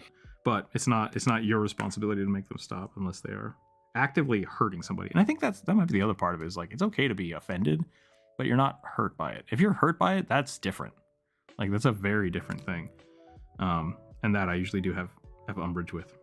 I typically hate the actions, not the person. But that said, if the person keeps on and shows no consciousness towards the change, I'll often drop my support. Yeah, and I think that's smart. I think that's really smart.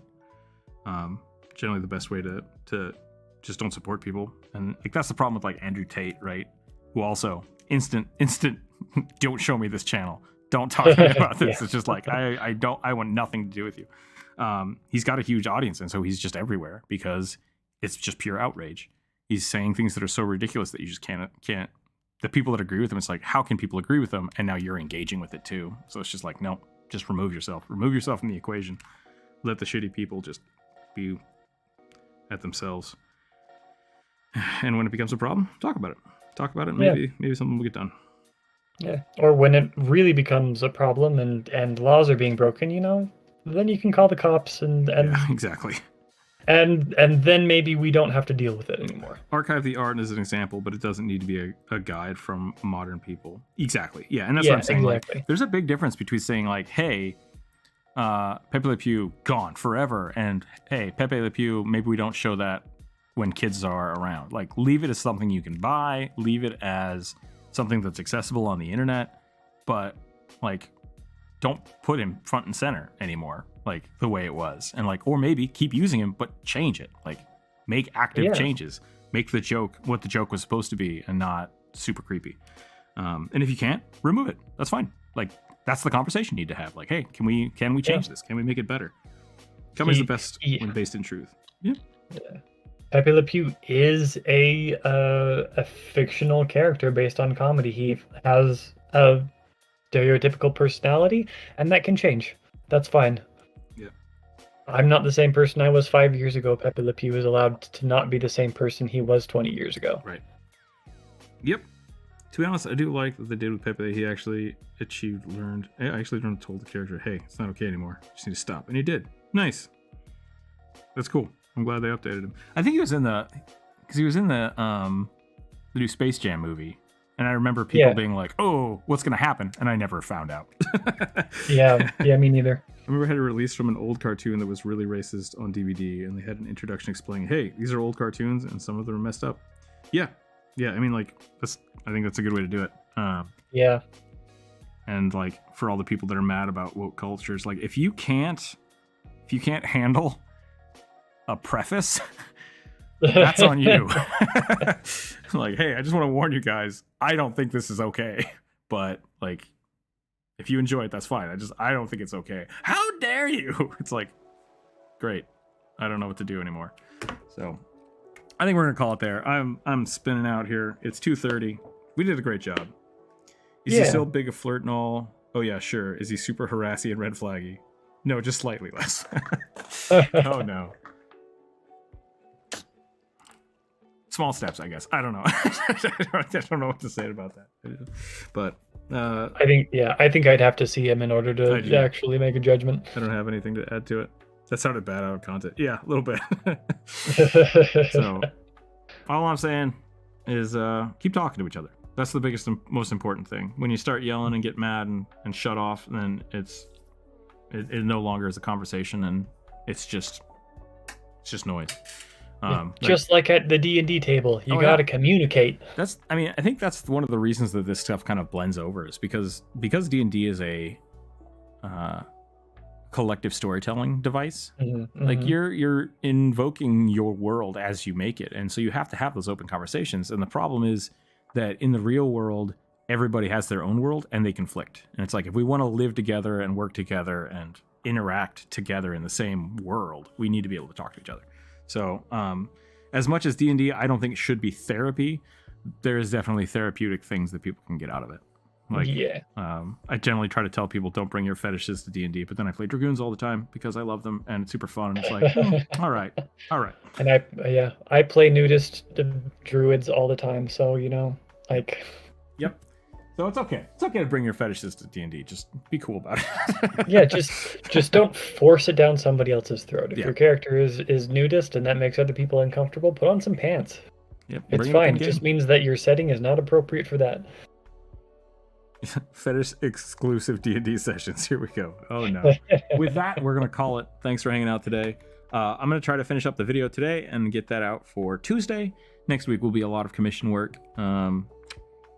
But yeah, that's about all I got. The new coloring page is up for all of the Patreon members and the Discord members.